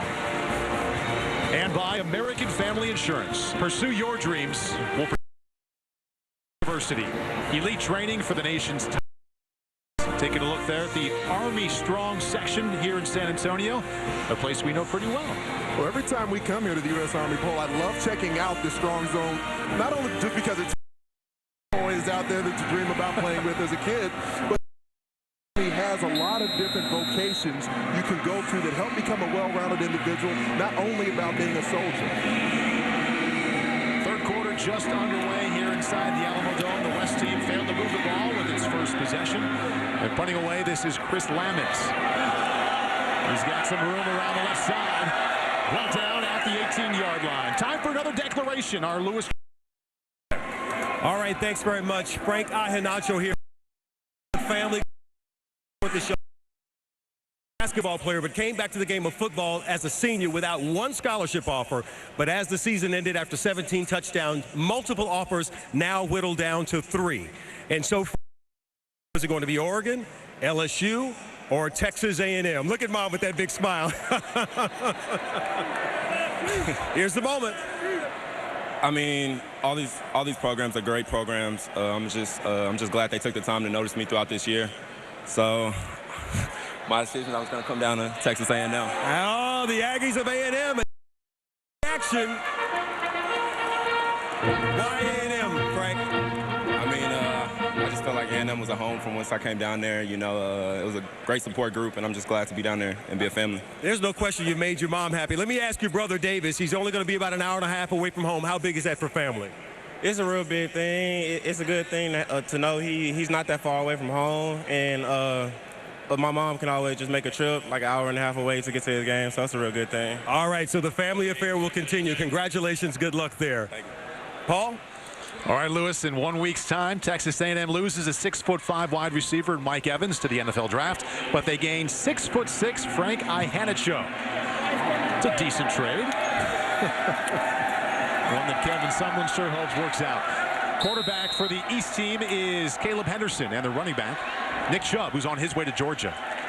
The skill set that Frank Ihanacho brings to the table is the ability to locate and make the play on the jump ball. We talked about his basketball background. He played more hoops than he did football at his high school, but the thing he can do is he's transitioned quickly into a football player, and we saw with Lewis Johnson down there the community that's been around Frank Ihanacho to help him quickly become one of the top recruits in the country. His coaches were able to help him out as well. Well, and he already weighs 220 pounds as mainly a basketball player, so you look at him and he might be able to fill out, who knows, and become a Jimmy Graham type tight end at some point as well, the way football's trending. Caleb Henderson stepping up there on 3rd down and 8. Not quite enough for a first down. For more on Frank Ihanacho and his decision to attend Texas A&M, here's Barton Simmons. Well, the jump ball lives on in College Station, guys. I mean, Mike Evans takes off for the NFL. Frank Ihanacho steps in, same frame, 6'5", 6'6". He's got a 6'11" wingspan, so that really gives you a big catch radius if you're a quarterback. He may redshirt, add some weight just like Mike Evans did, but you add him to a kid like Speedy Noel, who Texas A&M got earlier this week, a 5-star wide receiver. That's a great combo for Kyle Allen to throw to in the future. Kyle Allen going to perform at Cal Field. See how many times he can find Frank Ihanacho. Christian McCaffrey on his way to Stanford. The impressive return just inside the 40-yard line. Going to play running back and slash a little bit of slot. Thinks they're going to use him at Stanford just like Oregon uses DeAnthony Thomas. Frank Ihanacho, nice to have it over with. He is on his way to College Station to catch passes as an Aggie. We're back inside the Alamo Dome after this. All right. Okay. All right. Ask me about my pro football dreams. Ask me about my college days. Ask me about my inspirations. Ask me about my baseball career. But like anyone, I've got all kinds of dreams. Ask me, and I'll tell you all about them. And I will do it for you. Call Star Dreams to download the app.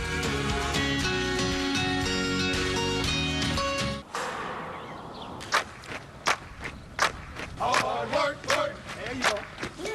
Hard work. Everybody doing it right. Hard work. That's what you say. Hard work.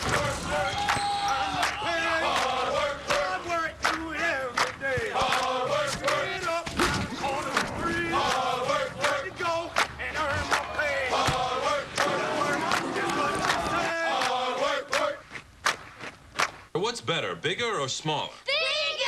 Now, let's say a friend invites you over and they have a really big, really fun pool. And then another friend invites you over who has a much smaller, less fun pool. Which pool would you rather go to? Does the big pool have piranhas? I believe so. Does it have a dinosaur that can turn into a robot and chop the water like a karate ninja? Yeah. Why would it not? It's not complicated. Bigger is better. And AT&T now covers more than 99% of all Americans. On an all-new SVU, Benson's worst nightmare returns.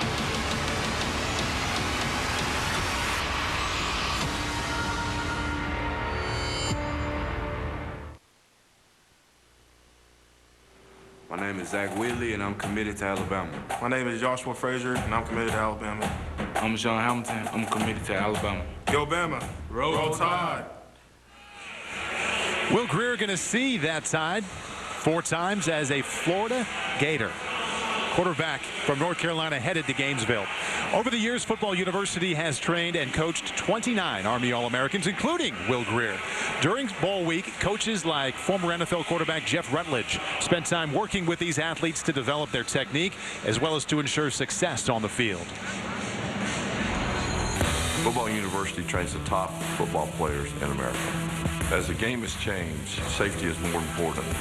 The elite training is technique-based, which is a difference maker in an athlete's career.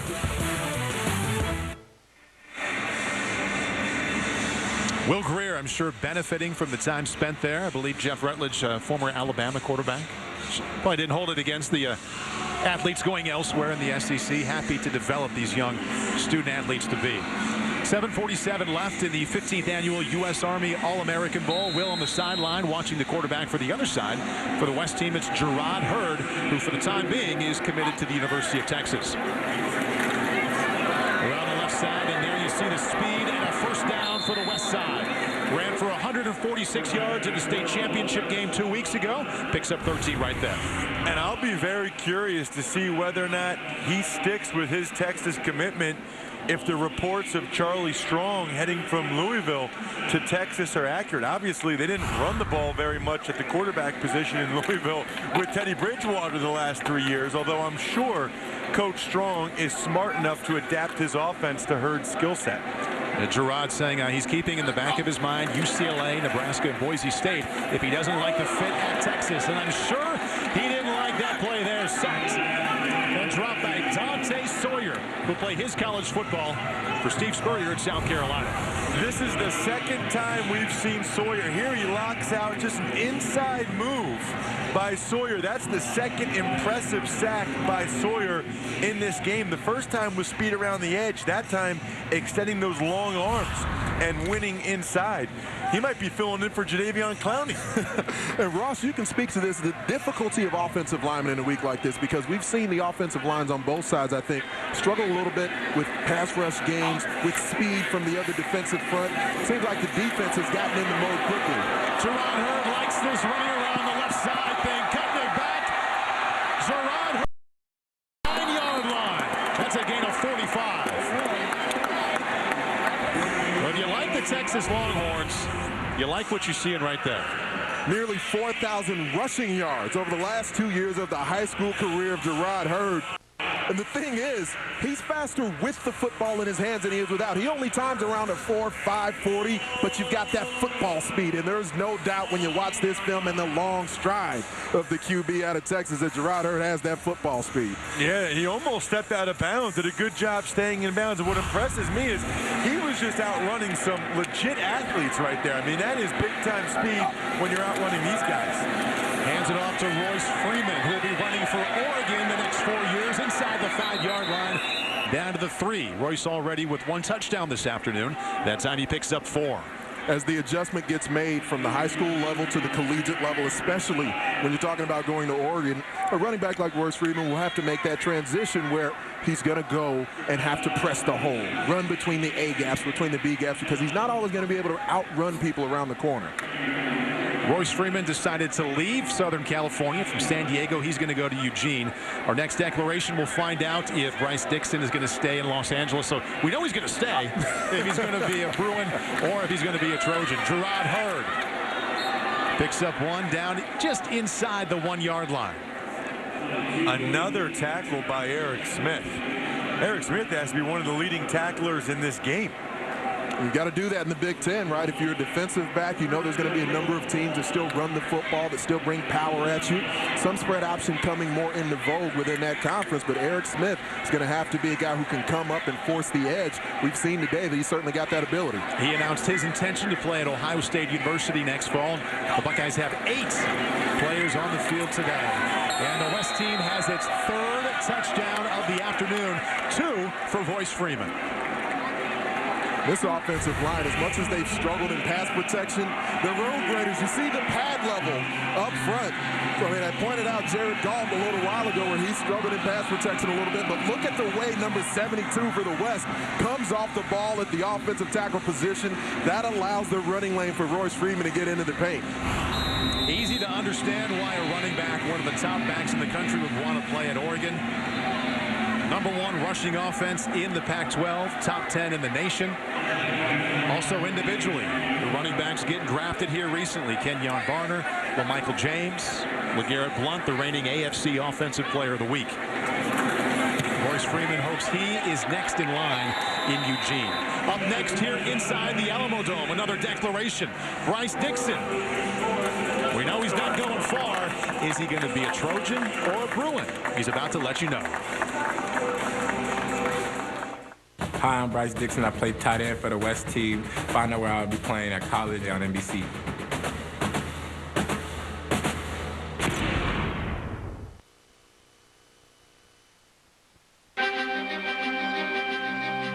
This one means I'm a leader with highly specialized technical skills and college education. This one means I'm physically, mentally, and emotionally strong. And this one means I'm an officer. But what really matters is what they mean to everyone around me. An Army officer inspires strength in others. Find out more at goarmy.com/officer. There's strong, and then there's Army strong.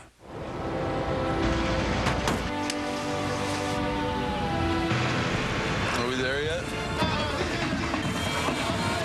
Open up in there, man.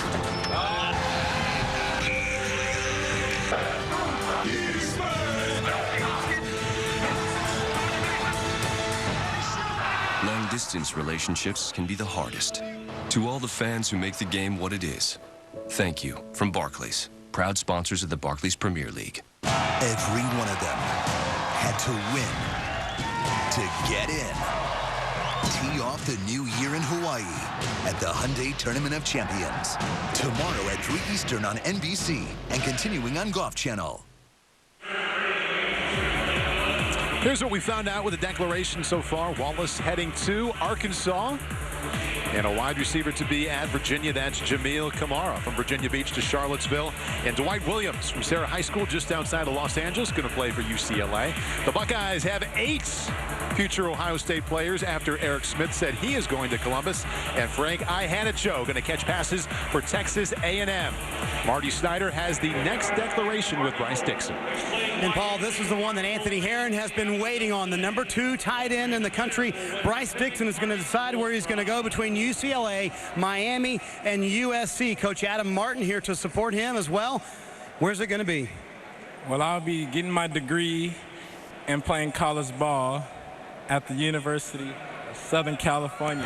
Southern California, and that's a bit of a surprise. Lorenzo Bucker, his cousin, played at Florida State. He also played in the NFL. So give us some behind the scenes of what went into this decision, because as of yesterday, you were still undecided. Well, thinking about it, USC has a good tradition of good tight ends, and then bringing Coach Sark in would be a great addition, and I think I could keep the tradition on of good tight ends. You like the decision, Coach? Any decision for him is a good one. I support anything he does. He's a good kid. All right, going to Southern California, Paul. Marty, it has been back and forth between the Bruins and Trojans. And instead of going to Westwood, going to play for USC. Living in Los Angeles, it's been interesting to watch it ebb and flow. I mean, USC was getting its pick of the very best players in Southern California for quite some time. And UCLA not only crawled back into the mix, if you look at it, UCLA winning more often than losing these days. This is Miles Autry. Miles just past the 20-yard line. Bryce Dixon is every bit of 6'4". Right now, he's in that 215, 220-pound range. He's actually lost 40 pounds since his junior year. He was 260 earlier in his career, but we see the fluidity that he runs pass routes with. He's one of these guys who's basically a wide receiver in a tight end's body, and he can make circus catches anywhere you want him to, outside of his cage, one-handed, two-handed, diving outside his frame. It's really impressive to watch the growth and development that he's had, not only as an athlete, but as a more physical football player, a guy who's probably going to be in that H-back slot sort of role, but he can emerge as being more of an inline blocker. Future Tar Heel Elijah Hood trying to turn the corner. Impressive job of doing so. Yard line, that is a gain of 6. Let's check in with Martin Simmons to tell us what this new commitment means for USC. Well, it's only the 15th commitment for USC in this class as they still deal with some scholarship limitations right now. But it's big for USC because it's a big momentum builder. Beat UCLA in it. But watch out for the Bruins heading down the home stretch. Again, he's going to visit both schools officially in January. Does see Steve Sarkisian, but he's a good one. Really like that NFL background for USC. Jacob Park now in at quarterback out of Stratford High School, Goose Creek, South Carolina. He'll play at Georgia. And that's incomplete. Looking for Damari Kitts, a wide receiver, one of two wide receivers out here today. Going to play college football at Clemson. And I think you could hear too quick, the corner out of Detroit, Michigan, Cass Tech High School. He's actually another Buckeye. Talk about a spoil of riches there for Ohio State in terms of the defensive backs, and we'll still see where Marshawn Lattimore is going later in the game, but they tried to run the wide receiver screen on him, and he beat Nick Wisher, the future Notre Dame tight end, who was trying to block him to the punch. We are rotating quarterbacks, or we should say the East team rotating quarterbacks on this drive. Here's Will Greer back in the game. Keeps it himself around the. Will can run it a little bit, but what he really does well is pass it. State title game, 599 yards passing and 7 touchdowns. He was a little off his game because he's been known to go over 800 yards. That was the whole postseason, or? That was one single game. You have numbers like that when you're junior and senior year, you're over 10,000 total. Well, what I like about the game where he had over 800 yards, Paul, that we were talking about earlier, is the final score was 104-80. So it's not like they were running the score up. Like, they needed all those yards. They needed him to stay in the game and keep throwing. Otherwise, they might have lost. That's a good thing his defense came to play on that day, holding the opponent to only 80 points. Jacob Park misfires. And the rotating at quarterbacks doesn't work for the East team as they still look for their very first points. We're looking for more declarations. Bryce Dixon is happy because he just told us he is going to be a USC Trojan. Freeman Jones. Caleb Henderson. Elijah Hood. Billy Spain. Go Eagles! Yeah! I went too early. Now it's hard, fast, and physical, and you're only doing fast and physical.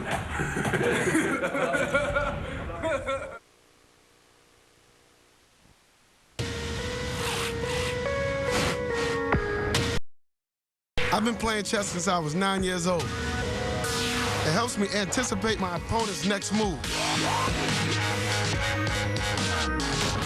Chess prepares my mind for battle. Because victory, my speed, and my intelligence. My name is Ray Rice, and I'm an enlightened warrior. You've been working out. Yeah. Can you tell? Dude, you're huge. You should see my 4-pack. Introducing Musselman's Big Cup with 50% more applesauce in every cup. Only from Musselman's. Again? Every time I go down to get Bud Light, we score. I cracked the code. I should stay down there. But I don't want to stay down there. It's scary. But this is 3 times now. This is for the win. Bud Light, for the fans who do whatever it takes. Expected reunion this week when All-American Zach Whitley was reunited with his teacher and mentor. Staff.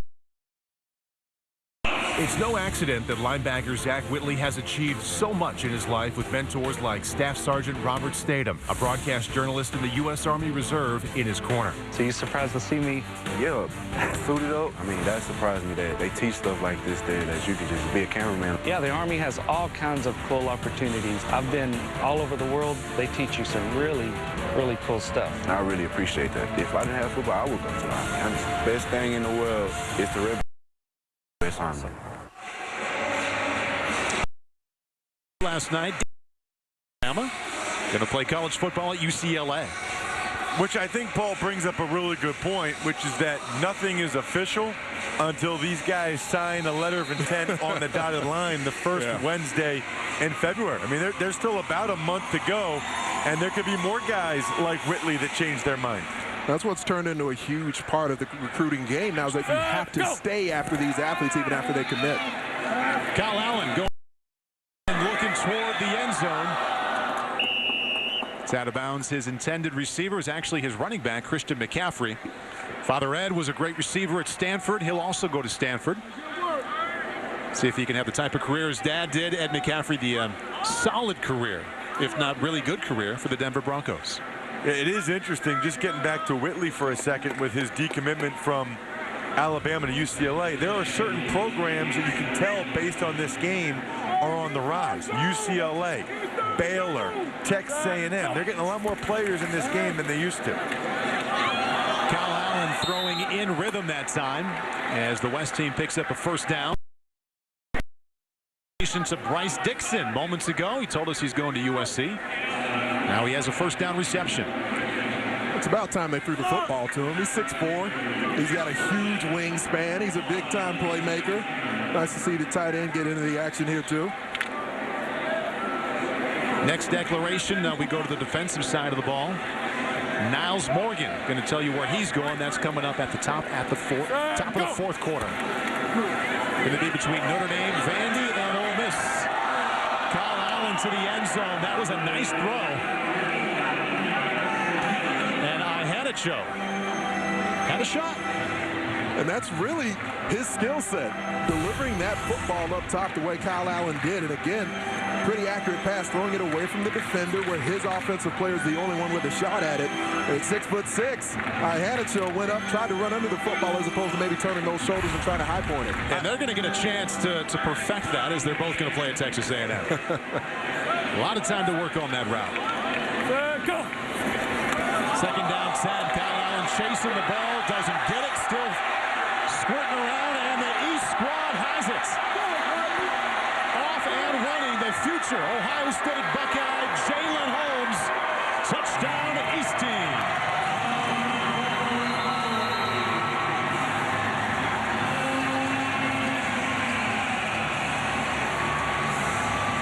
And as you can see, an injured West player on the field. That's the quarterback, Kyle Allen.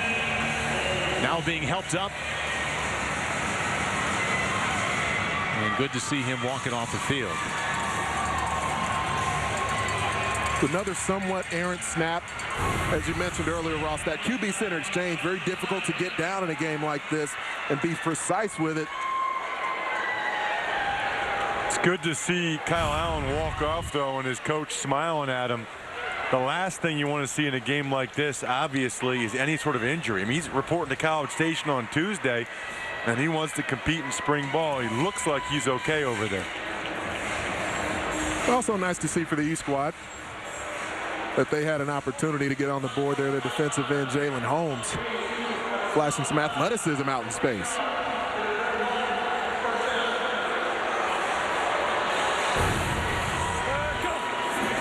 As the play develops, snaps from center, just slightly off. Allen actually tried to kick it out of bounds. Nice scoop and score opportunity there from Jalen Holmes. Ohio State Buckeye, Jalen Holmes. Touchdown. Gave it a little high step, and what it may have been at the collegiate level, we know that the rules state if you start to strut, if you start to high step before you enter the end zone, they will take the touchdown off the board. Yeah, I know, but this is an all-star game. I mean, come on. I tell you what, that is one impressive-looking guy. Jalen Holmes, his body and the way he's rushed the passer all week, he looks like he can grow into a frame and be a dominant pass rusher for the Buckeyes that they absolutely need. I mean, just based on this game, if I'm buying stock in any of these schools, it's Ohio State and Texas A&M. Stock up for those two programs. Been a big day for the Buckeyes. And he'll fit right in at Ohio State. They're not lacking for the impressive-looking athletes. We told you a little bit early in the broadcast, the quarterback Kyle Allen. We're watching him right now. He had the injury in the last play that he's wearing a microphone. Let's take a listen to let's take a look not only how it looked, but how it listened moments ago. Right? Air knocked at you? I had a knee right in the back. You don't have any numbers for Caitlin or anything like that, are you? Just What? Feel like it's bruised? You don't have nothing Yeah, I'm okay. for Caitlin or anything? I'm all right. Okay. Hey, Kyle Allen telling me just a moment ago that he took a knee to the back, says he doesn't believe it's anything serious, and I asked him about going back in the game. He said, we'll see, but you tell by that walk right there, he may try to get back in this game. Hope so. And he's going to Texas A&M next week. He's going to be the center if indeed Johnny Football does declare for the NFL draft. One of the major questions is going to be who will replace him. Kyle Allen going to take a shot at doing so right away. Drew Barker, who played college football out of Kentucky, just found a Buckeye there, Johnny Dixon. Dixon has been one of the most impressive receivers all week. Watch the fancy footwork here. Able to get that 1 foot in before he goes out of bounds. Dixon lit up opposing secondaries in Florida this year, high school football, and he is going from Palm Beach Gardens to Ohio State. So another Buckeye making a play.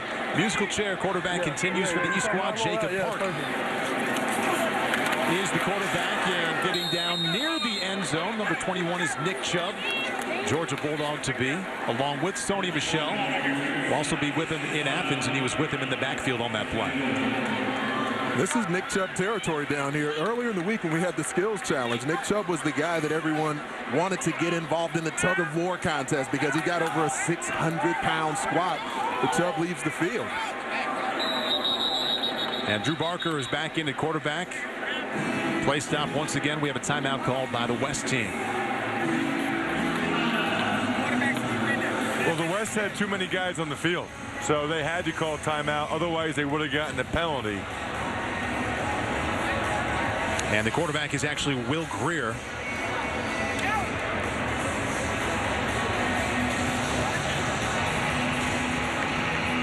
And we mentioned throughout the broadcast here all the former players in this game you're going to watch on Wild Card Weekend. One of them, All-Pro selection, Jamal Charles. We asked him to recall his experience here in San Antonio. I remember them coming to my school, and I had a pep rally. I'm the only guy on the football team that was having a pep rally for her. That meant a lot to me. It was a very special moment. I have memories of like, yeah, he played with me in the U.S. Army game, and I still talk about it. You know, you take memories from them times going back from 10 years ago and being where you at now. I mean, that's something special. I'm Jamal Charles. I played in the 2005 U.S. Army All-American game. Watch us take on the Coast tonight. And on defense, the Chiefs going to have the help from Eric Berry. He played in this game. He'll be facing Andrew Luck. He played in this game. You can watch Chiefs Colts later this afternoon right here on NBC. And right after that one, it's more Wild Card Weekend. We go to the NFC to Philadelphia to check out the Saints and the Eagles. LaShawn McCoy, big honor earlier this week, along with Jamal Charles. LaShawn, an all-pro tailback. He played in this game. And I'm not quite done. Deshaun Jackson, another playmaker on offense. If you're a historian of the U.S. Army All-American Bowl, you remember watching Deshaun play on this field as well.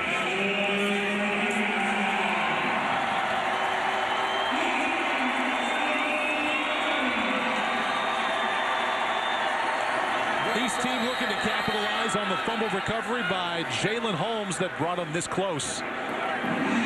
Jalen actually made it into the end zone, but was a little too excited. His celebration led to a penalty, brought the football back. And now the East looking to score for the first time today. The quarterback there is Jacob Park. More declarations coming up. Niles Morgan, a linebacker. Will he stay in the Midwest or go to Vanderbilt? He's about to let you know.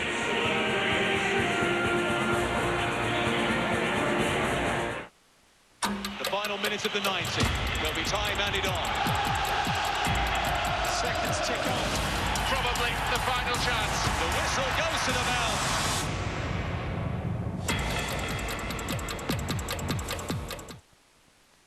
When your small business has Verizon, you're downloading huge files ready.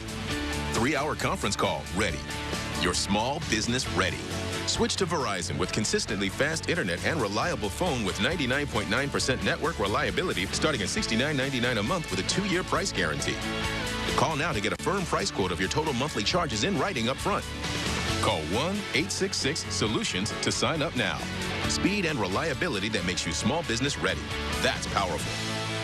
Don't miss the Hot Tub and Swim Spa Blowout Expo this weekend at the Royal Plaza Trade Center in Marlboro. Browse the largest display of hot tubs and swim spas in the region with over 70 spas from 8 major brands at up to 50% off this weekend at the Royal Plaza Trade Center in Marlboro. Visit spaexpo.com. It's the final days of Rutman's New Year sale. With 50% off thousands of items, free financing for 48 months, plus a $200 instant gift card. Save half on furniture, mattresses, and more. Now through Monday at Rutman's. Wake up with Krista and Tina. Weekdays starting at 5 a.m. Wind, snow, coastal flood threat. It all is ahead of us. The first snowstorm of 2014. We are officially in a blizzard warning. We have a serious winter storm. We are concerned about the high tide cycles. Coastal flood warning in effect. Things could get worse before they get better. We're still in that band of intense snow. Snowfall amounts close to 2 feet. 7 is your storm station. 6 declarations already in the books, and Arkansas gains an offensive lineman. Virginia, a wide receiver in the form of Jamil Kamara. Dwight Williams, linebacker from Los Angeles, going to play for the Bruins. There's another future Buckeye. He is Eric Smith, a defensive back.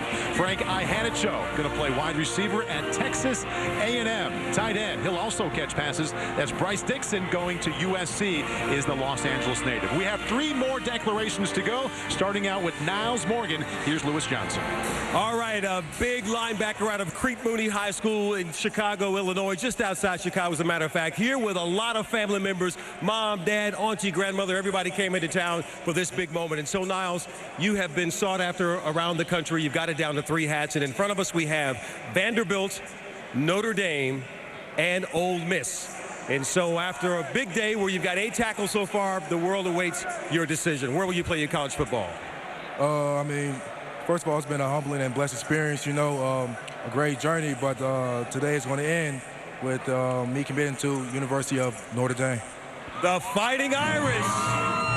Ryan Kelly picking up a big linebacker. How difficult was the decision for you? It was hard, you know, because I really love both schools that were contending for this, but just came down to what was most important. Right, and how do you think you'll be able to help the Irish defense next year? They do need a mighty linebacker, so, you know, I'll come in and fill that role. All right, you will be the guy. Yeah. All right, is family happy about that? Coach, is everybody good? Yeah. Thumbs up.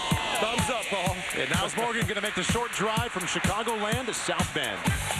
Niles Morgan plays the game with a ferocity that teeters on the brink of sheer bedlam. He is a seek and destroy linebacker like few other in the country. You see the blitz ability that he has penetrating into the backfield, but he's instinctive. He can locate the football outside the hash marks. He can chase it down, and he hits anything that moves. There's a lot of friendly fire on the film of Niles Morgan as well. Friendly fire as in hitting some of his own teammates. If they were in the way, he was willing to do it, Paul. All right, the East team looking to start the 4th quarter with its very first touchdown. They trail 21-0. This is Sony Michel. And there is your East touchdown, scored by the future Georgia Bulldog.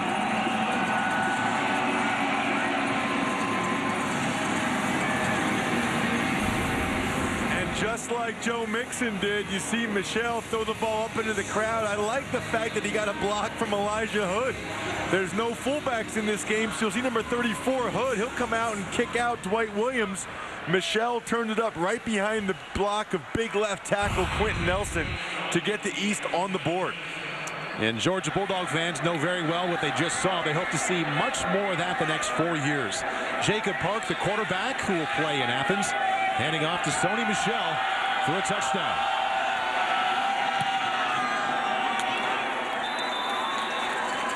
Extra point is pushed by Freeman Jones, and it's 21-6.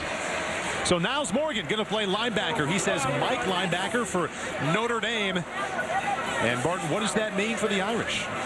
Well, it's a big pickup, and it really speaks a lot to what Brian Kelly's been able to do on the recruiting trail. At one point, Vandy led. At one point, Ole Miss led.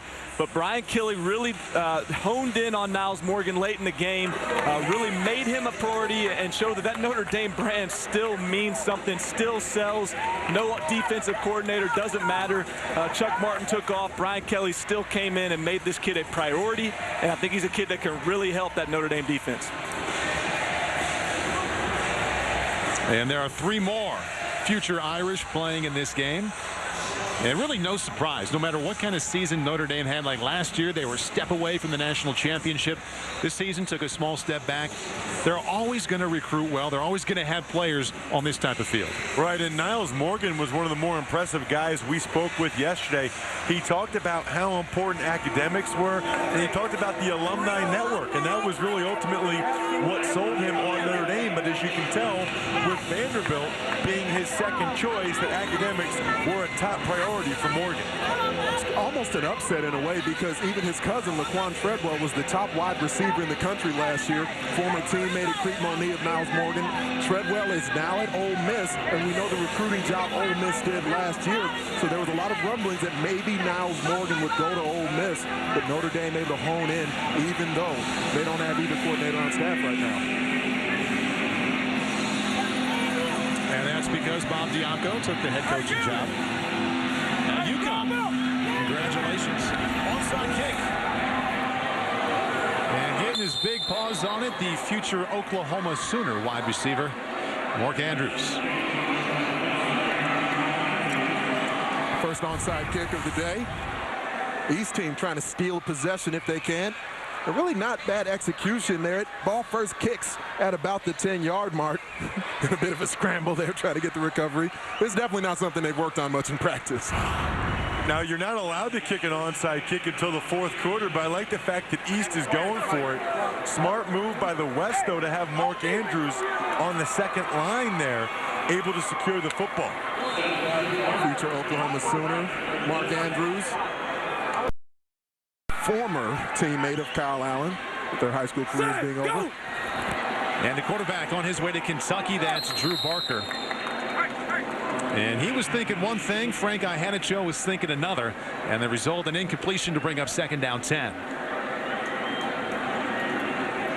Drew Barker really the face of Mark Stoops' recruiting effort there as he looks to rebuild the Kentucky Wildcat program. They were winless in the SEC this season. And after the season, Coach Stoops said, you know, nobody at quarterback really stepped up and said, this job is mine. Well, Drew Barker next week going to go to Lexington, about an hour drive from his home just outside of Cincinnati, and try and claim that job. Drew pulling for his hometown Cincinnati Bengals against the San Diego Chargers coming up here on Wild Card Weekend. And I asked Drew, I said, I see that you listed A.J. Green as your favorite Bengal. Why don't you like Andy Dalton? He said, well, I do like Andy's game a lot. I've never had a chance to meet him. I've met A.J. a number of times, really like him. So that's why he is my favorite Bengal right now. Well, Paul, you're an old quarterback. You know, I mean, he's going to like the wide receivers. The other quarterbacks, there's probably a bit of a competitive edge there. I'm looking forward to watching Drew play for Mark Stoops there at Kentucky as he looks to rebuild that program into an SEC winner. Flush down to the backfield, and Drew, well, if you're going to throw it away, go ahead and throw it away. With the chance for the interception there, chance for the reception, Trey Quinn, all-time leader. Receiving yards in the nation, but couldn't come up with that one. Yeah, Malcolm Parrish almost got the interception right there. Parrish is a defensive back going to Georgia, and he says his favorite NFL player is Champ Bailey, former teammate of mine with the Washington Redskins. If you're a DB from Georgia going to Georgia, I'd say that's a pretty good favorite player. That is the name that everyone knows when you're talking about the cornerback position for the Bulldogs. Champ Bailey, not only historically one of the great college players, but a future Pro Football Hall of Famer. Zach Schmidt on to punt. Ross, this will make you feel good. I know you're a Princeton guy. He's going to play at Harvard. No. That's our hated rival. Thought you might like the Ivy League connection at least.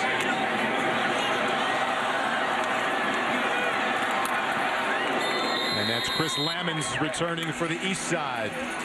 Last declaration we saw, Niles Morgan, linebacker, headed to Notre Dame to play middle linebacker for the Irish. 2 more declarations left. Right now, let's meet the teammates that he will see there in South Bend. Nick Wisher. Nick Wisher. I'm sorry. Nick Wisher. Quentin Nelson. Richard. Oh, man. Nick Wisher. Quentin Nelson. Richard Yergin III. Go Irish.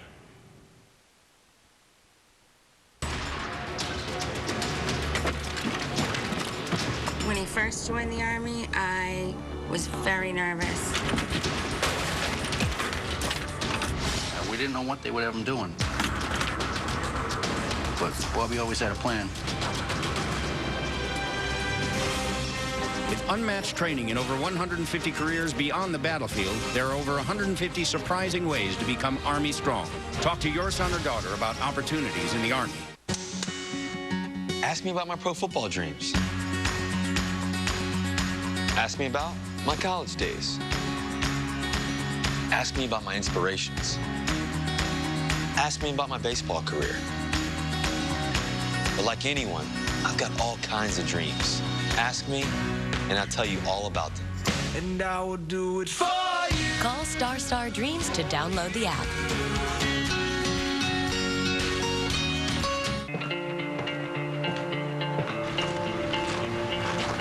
We don't sit idle, wondering how we're going to build a better truck.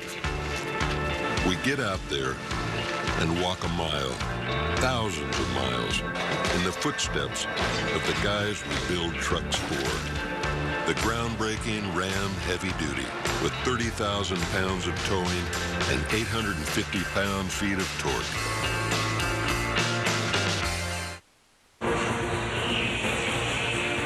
The U.S. Army All-American Bowl is brought to you by the U.S. Army. They're strong, and there's Army strong. And by the San Antonio Convention and Visitors Bureau. We always enjoy our time here in San Antonio for the U.S. Army All-American Bowl. We're watching the game play out right now in the fourth quarter. This is during the week, the Combine tryouts for next year's U.S. Army All-American Bowl. We already know these players are in. Martin Simmons, what do you see here? Well, you look at that last name on the list, Ricky Town. He's the teammate of Bryce Dixon, who's out here. He's the #1 quarterback in the country for 2000. Out of California, already committed to the University of Alabama, so big pickup there. But it's a very impressive list early on. Deontay Thompson, a kid who was an outstanding kid at the Combine yesterday. Tristan Hodge, and then Dalen Mack right there, Texas A&M commit. Really impressive group already committed to the game for next year. Should be an outstanding roster. All right, Barton, thank you. We look forward to getting to know all these kids next year at this time. U.S. Army All-American Bowl Week. That'll be the 16th annual. Breaking down that film of Bryce Dixon, the tight end, got to see a lot of Ricky Town at quarterback. You can see why he's the #1 QB in the country coming into next year. I mean, he's got mobility, he's got arm strength, he's got instincts as far as where to deliver the football. And a reminder to everyone, top of the hour, doubleheader of Wild Card Weekend in the NFL. First up, it's the Colts and the Chiefs, to be followed by the Saints and the Eagles. You can watch them both right here on NBC. This is Will Greer looking deep and connecting. Will Greer on his way to Florida finds Damari Kidd, who'll play college football at Clemson. That was a ridiculous throw by Will Greer. Steps up right before he gets hit. Not even a great spiral. A Peyton Manning ball, but it gets right to Damari Kidd in stride. That's the biggest play of the day for either squad. The presence of mind to evade the defender out at the edge and then reset his feet to deliver a strike down the field. You can see why a talented young wideout would want to go to Clemson after watching the Orange Bowl last night. Sammy Watkins, wow. Elijah Hood, the former Notre Dame commit, now on his way to North Carolina, picks up 4. We've been highlighting alums from this game throughout the night. Marty Snyder, you've got more. Yes, indeed. Will Greer coming back into the game, and he has an unusual situation. He's not the most popular guy in his house. You may have heard of his younger brother, 15-year-old Nash Greer. He's a star on the social media app Vine. He has 4.5 million followers. That is second most in the world. I talked to Will about it earlier. He said, hey, I love starting the videos. I've even produced a few videos myself. But the only people missing from his family here today, his brother Nash and his mom. Why? Because Nash is on an Icelandic television show today, and his mom is up there with him. He is a popular man around the world, and he's now Will's little brother. And everybody calls him, he says, hey, are you Will's brother? And says, yes, I am. That's good insight. I've got a lot written down on Will Greer here in my Will Greer box. I don't have any of that. I'm personally really into Icelandic TV shows. I'm guessing Nash Greer has more followers and more viewers than this Icelandic TV show. Running back to his right, Sony Michel. Sony has a touchdown, the only touchdown for the East team today. Looking for Josh Malone, incomplete. And even though the Tennessee Volunteers struggled on the field this fall, they're winning a lot in recruiting. Josh Malone really the face of that right now. And according to 24/7 Sports, they're the only top 10 team in the recruiting class for this year that had a losing record during the fall. So Tennessee finding a lot of success on the recruiting trail. Butch Jones has done a lot of things, adding some energy into that program. There's some games that maybe they had a shot at winning with Tennessee or started off hot. He's flipped that program around in quick fashion. Jacob Park, who picked Georgia over Alabama, throwing on his run across his body. And that one incomplete. You can see the frustration there for Miles Autry. He knew he had a chance.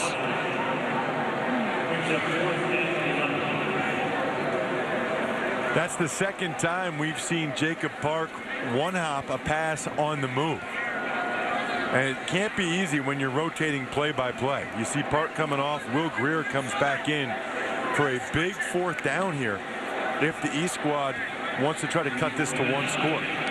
Mr. Football in South Carolina comes to the sideline, and the #1 player in North Carolina, according to 24/7 Sports, Will Greer, back onto the field, the #2 quarterback in the country, behind just Kyle Allen. Nice pocket to step into. And he misfires, looking for Damari Kitt. Damari hauled in the long pass earlier to bring the East team this deep into West Territory. It's going to be declaration time again when we come back. We've already seen 7. We've seen 1 say he's going to Ohio State. That's Eric Smith. Marshawn Lattimore. He's also an Ohio native. Is he going to play for the Buckeyes? His declaration on the other side of this break.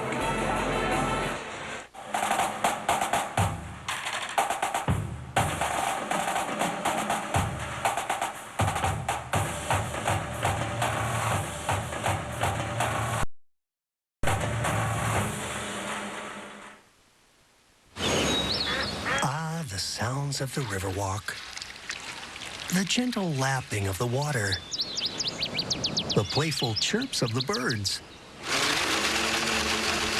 the soothing whir of the margarita blender, just blending away. From world-famous landmarks to the best margaritas around, see everything this city has to offer at visitsanantonio.com. Start with a new Surface, complete with Office, then add a keyboard. Try the 2-in-1 that's both a laptop and a tablet. Or the lightweight all-in-one you can even take with you. There's the phone with 41 megapixels and reinvented zoom.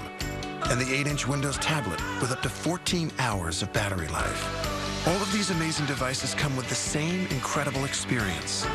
That's the new Windows. One experience on every device for everything in your life. KFC Go Cup, $2.49. You can get all this different stuff in them. You got the Chicken Little sandwich. I got the extra crispy boneless piece and wedges. Handsome back here got the tenders. I feel like that could be a new dating profile thing. What do you order in your Go Cup? Peter got 2 tenders. Very tender man. He cried at a movie last night, and we didn't make fun of him. We thought it was beautiful. The Chicken Little, so cute. I'm extra crispy. I got some Sago. There's some people around who don't believe you should be back on this job. I'm a changed man. Hit him! What happened? Chicago PD, Wednesday, 10/9 Central. One of the 7 declarations we've already seen by that man, Eric Smith, out of Glenville High School near Cleveland. He's going to Ohio State. Now his high school teammate, Marshawn Lattimore. Is he going to Ohio State? Here's half of the combination of the Glenville backfield. So that means Coach Ted Ginn Sr. is back. Mom and Dad are here to support Marshawn as well. And we're Alabama, Ohio State. Are you going to follow your teammate? Where are you going to go? First of all, I want to thank God for putting me in this position I am right now, for just supporting me and sticking with me throughout the process, and the people and all that. But Eric already gave me up, so I'm going to be going to Ohio State. His teammate gave him up earlier, said he wanted to come to Ohio State. With him, some other teammates back here congratulating that as well. And why the decision to go to Ohio State? Were you and Eric truly a package deal in this? Yeah, you could say so. We always wanted to go to the same school, and plus we got teammates already down there, so it's like a family. Big smile for Mom. Her baby boy staying in Ohio. He's going to Ohio State, Paul. He also told us he's going to play a little bit of wide receiver, too. It's not unprecedented. Remember, Chris Gamble played both sides of the ball, and he showed so much playmaking ability at Glenville that I wouldn't be surprised if they get him some snaps on the offensive side of the ball. Gerard Hurd, the quarterback, the Texas commits. And that is the fly sweep around the right side. K.D. Cannon for the west side. Going to play wide receiver for the Baylor Bears, and Marshawn Lattimore going to be a corner for the Ohio State University. Well, and this tape will look familiar to the tape we saw earlier with Eric Smith, the things he's able to do in terms of high pointing the football, and then you'll see him, the instincts and the physicality. That's one of the real hallmarks of these Glenville kids, is just the physicality they have. Even the skill position guys, even the corners that you wouldn't think would be that physical, they are when they come out of Glenville. It's interesting that Lattimore, really during the recruiting process, had an opportunity to choose either side of the ball. He prefers defensive back over receiver. Gerard Hurd picking up 10 yards there. Let's go back to the sideline more. Learn a little more about Marshawn Lattimore. Well, guys, talking about that Glenville pipeline, and we've seen guys like Troy Smith and Christian Bryant and Ted Ginn come from that Glenville pipeline to Ohio State. There are some people in Ohio that think Marshawn Lattimore could be as talented as anybody out of that pipeline that's come before him. He talked about it. He's got the ability to play cornerback. That's where he wants to play on the next level, but he very much could end up getting snaps offensively because of those ball skills and big playability on offense. Here's Gerard Hurd looking to his left and firing. And that one's incomplete. And Gerard, an example of players, and there's Marshawn Lattimore, the Ohio State cornerback to be, giving this game 9 future Ohio State Buckeyes. But a lot of these players have to deal with change in the form of the head coach they committed to leaving for one reason or another. Mack Brown is not going to be the head coach for him at Texas. Will it be Charlie Strong? We'll find out. But he told us yesterday he's still keeping it open. Going to see if he's a fit for the new system. And in the meantime, he's thinking about Nebraska, UCLA, and also Boise State.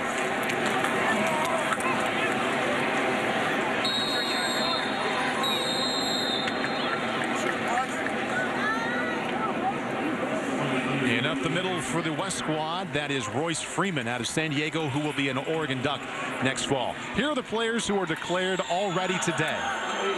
And we're still waiting for Joe Mixon. That's a big one because the young man from Northern California is ranked as the #1 all-purpose back in the nation. It's either going to be Oklahoma, UCLA, or Wisconsin.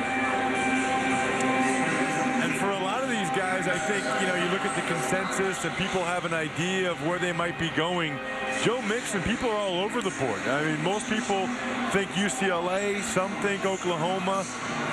He's not one like the Glenville guys that people thought, well, I know where he's going. Nobody knows where Joe Mixon's going. Mixon's made a big imprint on the game today, and here's a look at the skill set that shows you why, because he's listed as a running back but he's 6'2" and 200 pounds. I mean, he's got the build where he can play wide receiver. The junior year in high school for Joe Mixon, he was really used a lot in the slot, and then as they transitioned into his senior year, really mainly a ball carrier, toting the rock, using that physicality, the elusiveness that we've seen him highlight on screen passes and runs. And to show you how important he is, what a priority he is to the UCLA staff, Jim Mora, on a Saturday, the Bruins knocked off USC the last Saturday in November. 2 days later, the first Monday in December, he and some members of the staff made a home visit to Joe Mixon.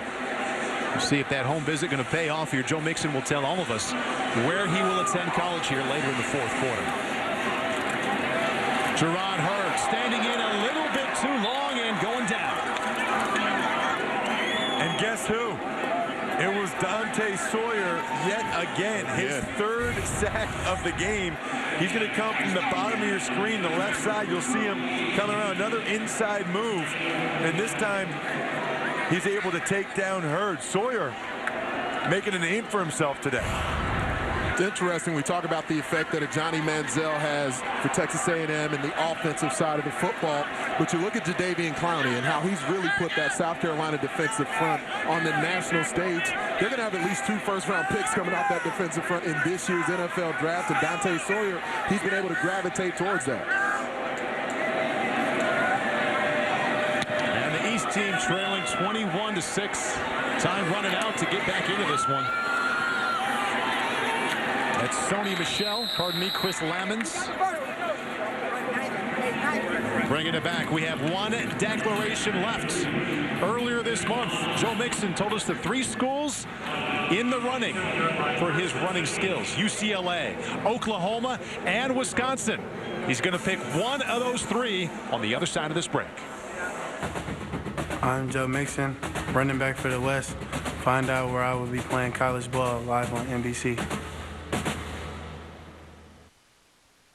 I was one of those guys who didn't think the Army had anything for me. Then I found out that less than 0.1% of all Americans wear the uniform of an Army officer. It's a small group of us, but we're among the most highly educated compared to many other corporations or institutions. I was surprised at what I found in being an officer and at what the Army helped bring out of me. I'm Major Miles B. Caggins III, Officer, United States Army. Find a stronger future as an officer at goarmy.com/officer. There's strong, then there's Army strong. Ask me about my pro football dreams. Ask me about my college days. Ask me about my inspirations. Ask me about my baseball career. But like anyone, I've got all kinds of dreams. Ask me, and I'll tell you all about them. And I will do it for you. Call Star Dreams to download the app. Wild Card Saturday begins when the Chiefs head to Indy to take on Andrew Luck and the Colts. In for the touchdown. Then in prime time, Time is now. Drew Brees and the Saints go marching into Philly to take on the Eagles. Coverage begins next, only on NBC. There's Joe Mixon, the #1 all-purpose running back in the nation. Right next to him is Lewis Johnson. He's going to get his declaration for college. All right, thanks very much, Paul. Well, this is the big one, the one we've been waiting for all day. I can still see the anticipation in your eyes and in the eyes of your family and your coaches who are here.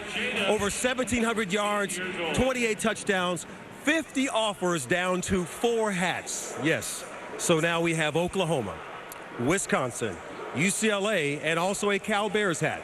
So, Joe, the country is waiting to know, where are you going to play your college football? Well, first off, I want to thank my family. I want to thank God. I want to thank my coaches and everybody back home, for representing me. And I came down here, to represent them and put on a show for everybody. But I'll be taking my talents to play for Coach Gundy and Coach Stoops at Oklahoma. Oklahoma Sooners! Boomer Sooner. Now, I'm just wondering if that Sugar Bowl win had anything to do with you finally making this decision. Well, it meant a lot. It did. It did. And once they won that Alabama game, that sealed the deal. And now I'm a Sooner. Let's get it. Can you help us understand what it's been like to go through all of the offers, the pressure, even this week with players here at this game trying to get you, to convince you to come to their school? Well, everybody been doing a lot of recruiting on me, and I just been taking everything all in. But now, you know, I got a heart. I mean, basically, I'm at Oklahoma now. That's all I got. Time to exhale for Joe Mixon, Paul. He's heading to Oklahoma. Congratulations to you and your family. Thank you. All right. Hey, Lewis, as I watched the Sugar Bowl 2 nights ago from a hotel room here in San Antonio, I wondered, is this affecting, how many of these kids is going to affect? The electricity in that building, the points, the way they're piling up? And it turned out to be the tiebreaker for Joe Mixon. And this is Sony Michel down the left side. You usually don't see the hook and ladder with more than 4 minutes to play, but you see Greer throws it to Autry, who gets it right to Michel. Pretty impressive how well they executed that. I wonder how many times they worked on that at practice this week. Greer to Artavis Scott, then back to Michel down the left side. It looked like they've been working on that for months. And we're seeing a bit of tempo from the East team on the offensive side of the football as well. And a new quarterback, Jacob Park, being chased out of the pocket. Nice job of keeping his feet. And that's where the nice job ended for Jacob Park. That's Davion Hall, the future Baylor Bear, with the INT. The grandmother of Davion Hall nicknamed him Squirt because he was just a small kid, described himself as fat as a toddler, but we've seen him grow into his body at 6'2", over 200 pounds, playing the safety position on his way to Baylor. Not only the offensive talent for the Bears, now recruiting great players on defense as well. Get you back inside the Alamo Dome right after this. Before COPD, I took my son fishing every year. We had a great spot. Not easy to find, but worth it. But with COPD making it hard to breathe, I thought those days might be over. So my doctor prescribed Symbicort. It helped significantly improve my lung function starting within 5 minutes. Symbicort doesn't replace a rescue inhaler for sudden symptoms. With Symbicort, today I'm breathing better, and that means fish on. Symbicort is for COPD, including chronic bronchitis and emphysema. It should not be taken more than twice a day. Symbicort contains formoterol. Medicines like formoterol increase the risk of death from asthma problems. Symbicort may increase your risk of lung infections, osteoporosis, and some eye problems. Tell your doctor if you have a heart condition or high blood pressure before taking it. With COPD, I thought I'd miss our family tradition. Now Symbicort significantly improves my lung function starting within 5 minutes, and that makes a difference in my breathing. Today, we're ready for whatever swims our way. Ask your doctor about Symbicort. I got my first prescription free. Call or click to learn more.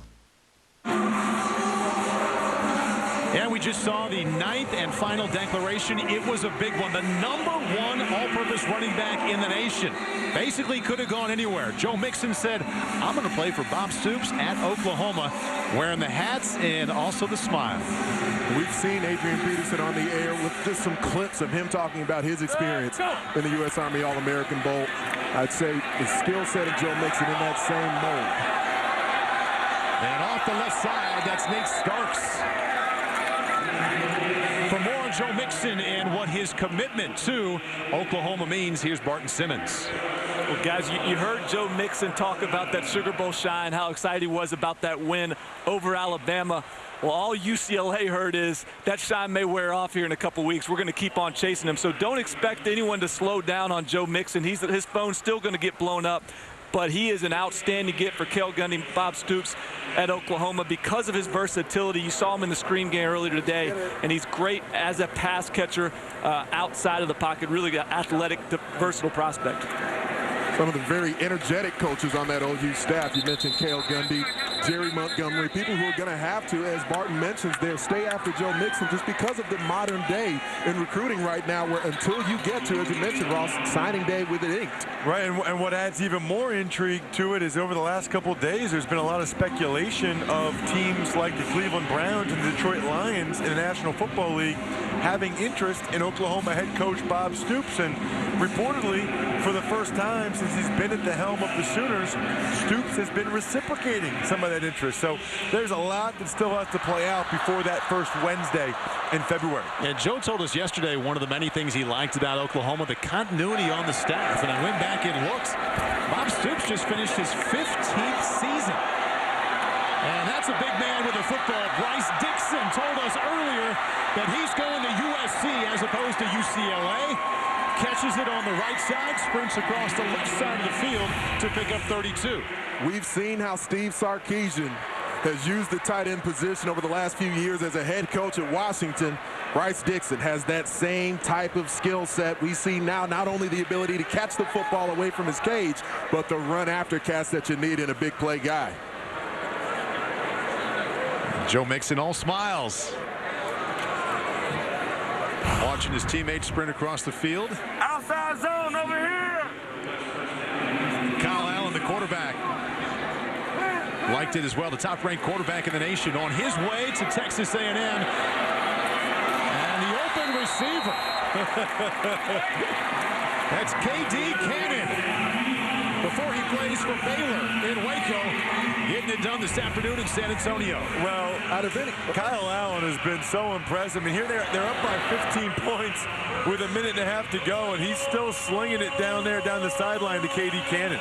Well, we talk about the smoothness of the route running ability that K.D. Cannon has displayed throughout the week. He's only 6 foot tall, but he can high point the football like a receiver who's 6'5", 6'8". Some of these other skyscrapers that we've seen become so prevalent in football today, more of a power forward type. But K.D. Cannon, not that level of size, but we see there the skill set on display to take defenders to flight school.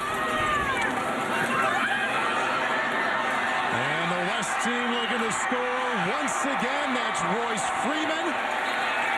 And he has 3 touchdowns this afternoon, making Oregon Duck fans very happy because the San Diego native fall. Really looks like another former Duck, Jonathan Stewart. Just the ability as a big guy to be elusive and to have the speed to turn the corner. He's willing to turn and get north and south, run downhill, barrel over defenders as we've seen on previous touchdown runs. So I think at the collegiate level, that ability to have a big back who's 225, almost 230 pounds with that elusiveness, and then to have some of these smaller, more lightning quick type of backs as well. Putting a little exclamation point on an outstanding senior season when he was named the outstanding player in the San Diego area. Scored 41 touchdowns at Imperial High School. Has 3 touchdowns here this afternoon.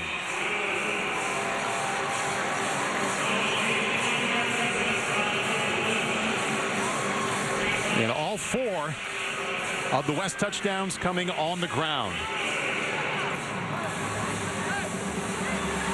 Our Marty Snyder on the sideline with the MVP presentation. Paul, time to present the Pete Dawkins Trophy, and it goes to Joe Mixon, who's had a busy 5 minutes. Here to present the MVP trophy, Major General Alan Bachelet. Major General? Thanks very much, and congratulations on behalf of the United States Army for being named the MVP of the Army All-American Bowl. How about that, Joe Mixon? It's been a crazy 5 minutes for you, hasn't it? You announced you're going to Oklahoma, and now you're the MVP of the game. Oh, yeah, it means a lot. And, you know, shout out to my West Side team over there. You know, we had hard practice today. And, you know, we had fought hard in our game, and we did a good job. As you watch his rushing touchdown, he did it through the air. He also did it on the ground today with a touchdown. Joe Mixon, your Pete Dawkins MVP for the U.S. Army All-American Bowl. All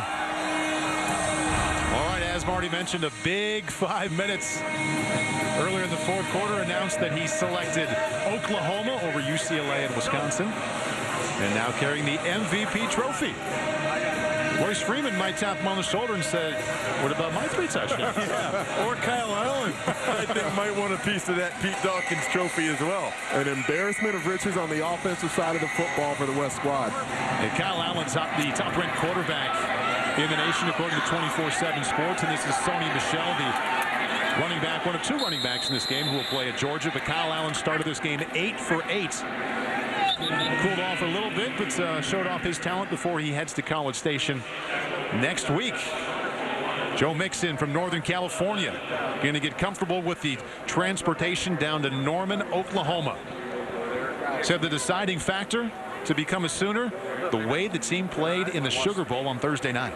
It's not just the similarity in body type between himself and Adrian Peterson, but also the ability for both of these taller tailbacks to drop their pad level, to run behind their pads, have that forward lean that you're looking for. Because as I evaluated film on Joe Mixon, I'm thinking, nah, there's no way he's 6'2". Then the first thing I did when I saw him this week, Ross, was stand next to him. He's not much shorter than me. He's every bit of 6'2", every bit of 205, 210 pounds, but he ability guys.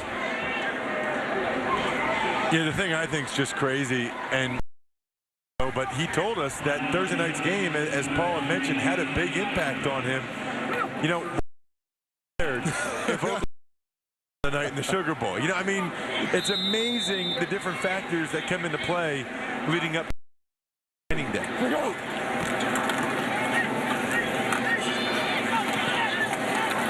Scrambling around here, that's Will Greer, and he is sacked. Getting the job done is Anu Tawa. He's going to UCLA. You know what level of talent the Bruins have on the offensive side of the football. They're adding defensive playmakers throughout today's game as well. And that's how it comes to a close. The West team, from start to finish, strong defense, very good ground game, some solid early passing from the top quarterback in the nation right there. Kyle Allen headed to Texas A&M, and the West team wins 28-6. Let's go down to the sidelines. Well, after a busy week, Royce Freeman comes into this game and scores 3 touchdowns. What's the entire experience been like for you? Oh, it's been a great experience being out here with all this great competition and trying to take my game to the next level as I go forward. And speaking of that, how much are you looking forward to getting to Oregon and putting on all those different uniforms? I mean, the Ducks team is like a track meet, right? Yeah, they played here the other night, and just to be moving forward, and this is my last high school game. I'm very proud of how it ended, and I'm looking forward to it very much. And in the memories that the Army has given you, what have you learned from them this week? Morals and how to become a complete person, just to get my education as I move forward. All right, good luck to you. And here to my left is Kyle Allen. You took a shot to the back there. Are you okay? Yeah, I'm fine. It just gave me kind of like a dead back, almost like a dead leg in. But I stretched it out. I went back in. I'm all good. And how about the experience this week? It's been a lot of fun. A great experience. I'll never forget about it. Congratulations. Thank you. All right, Paul.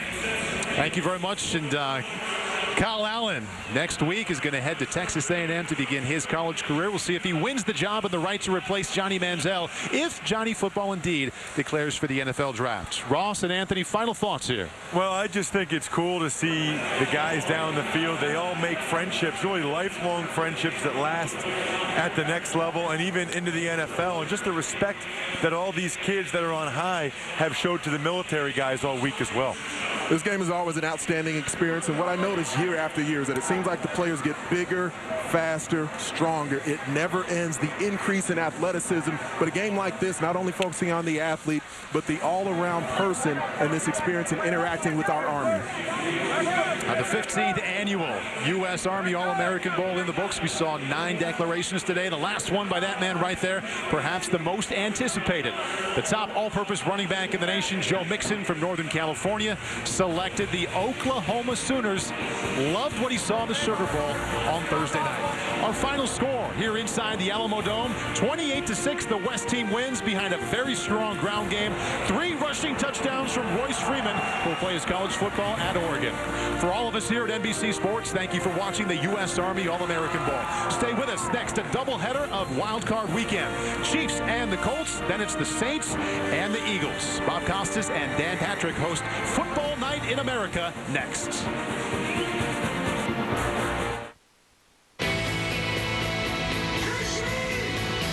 He's in emergency surgery. It might be a while. Listen to me. Never give up, and there's something worth fighting for. And we are all right behind you, every step of the way. When your small business has the power and reliability of Verizon, you're not just ready. You're downloading huge files during the busiest part of the day, ready. Your early morning conference call with a dozen participants, ready. You're checking inventory and juggling online orders, ready. Your small business ready. So switch to Verizon and get small business ready with consistently fast, high-speed internet and reliable phone with 99.9% network reliability. Call now to get a firm price quote of your total monthly charges for 2 years from Verizon. We put it in writing up front so there are no surprises. Take the guesswork out of switching and call 1-888-610-8090 now. Get consistently fast, high-speed internet and reliable phone starting at $69.99 a month with a 2-year price guarantee. Plus, get an additional phone line included. That's 1-888-610-8090 to get internet and phone starting at $69.99 a month. Speed and reliability that makes you small business ready. That's powerful. More and more people are switching to My Bobopedic memory foam mattress sets than ever before. And why not? Your Bobopedic 9-inch set is only $5.99. Tempur-Pedic's 8-inch set is a whopping $13.99. Everyone's talking about My Bobopedic. It was even written into a best-selling novel. So make the switch. You'll sleep just as well, and you pay less than half the price. You'll sleep even better knowing you saved all that money. Kim Casey and Adam Williams, only on 7 News at 11. A season that kicked off with the Super Bowl champs. It is rocking in the Rockies. And introduced the new face of a franchise. Set the stage for prime time's #1 show. Monday Night Football. All eyes on us tonight. It's been a history-making 7 touchdown passes. Record-breaking season, topped by one of the year's most memorable moments. Indianapolis can now say thanks for the memories. And thank you to all our partners for counting us down to kickoff, simplifying the game. We're going to look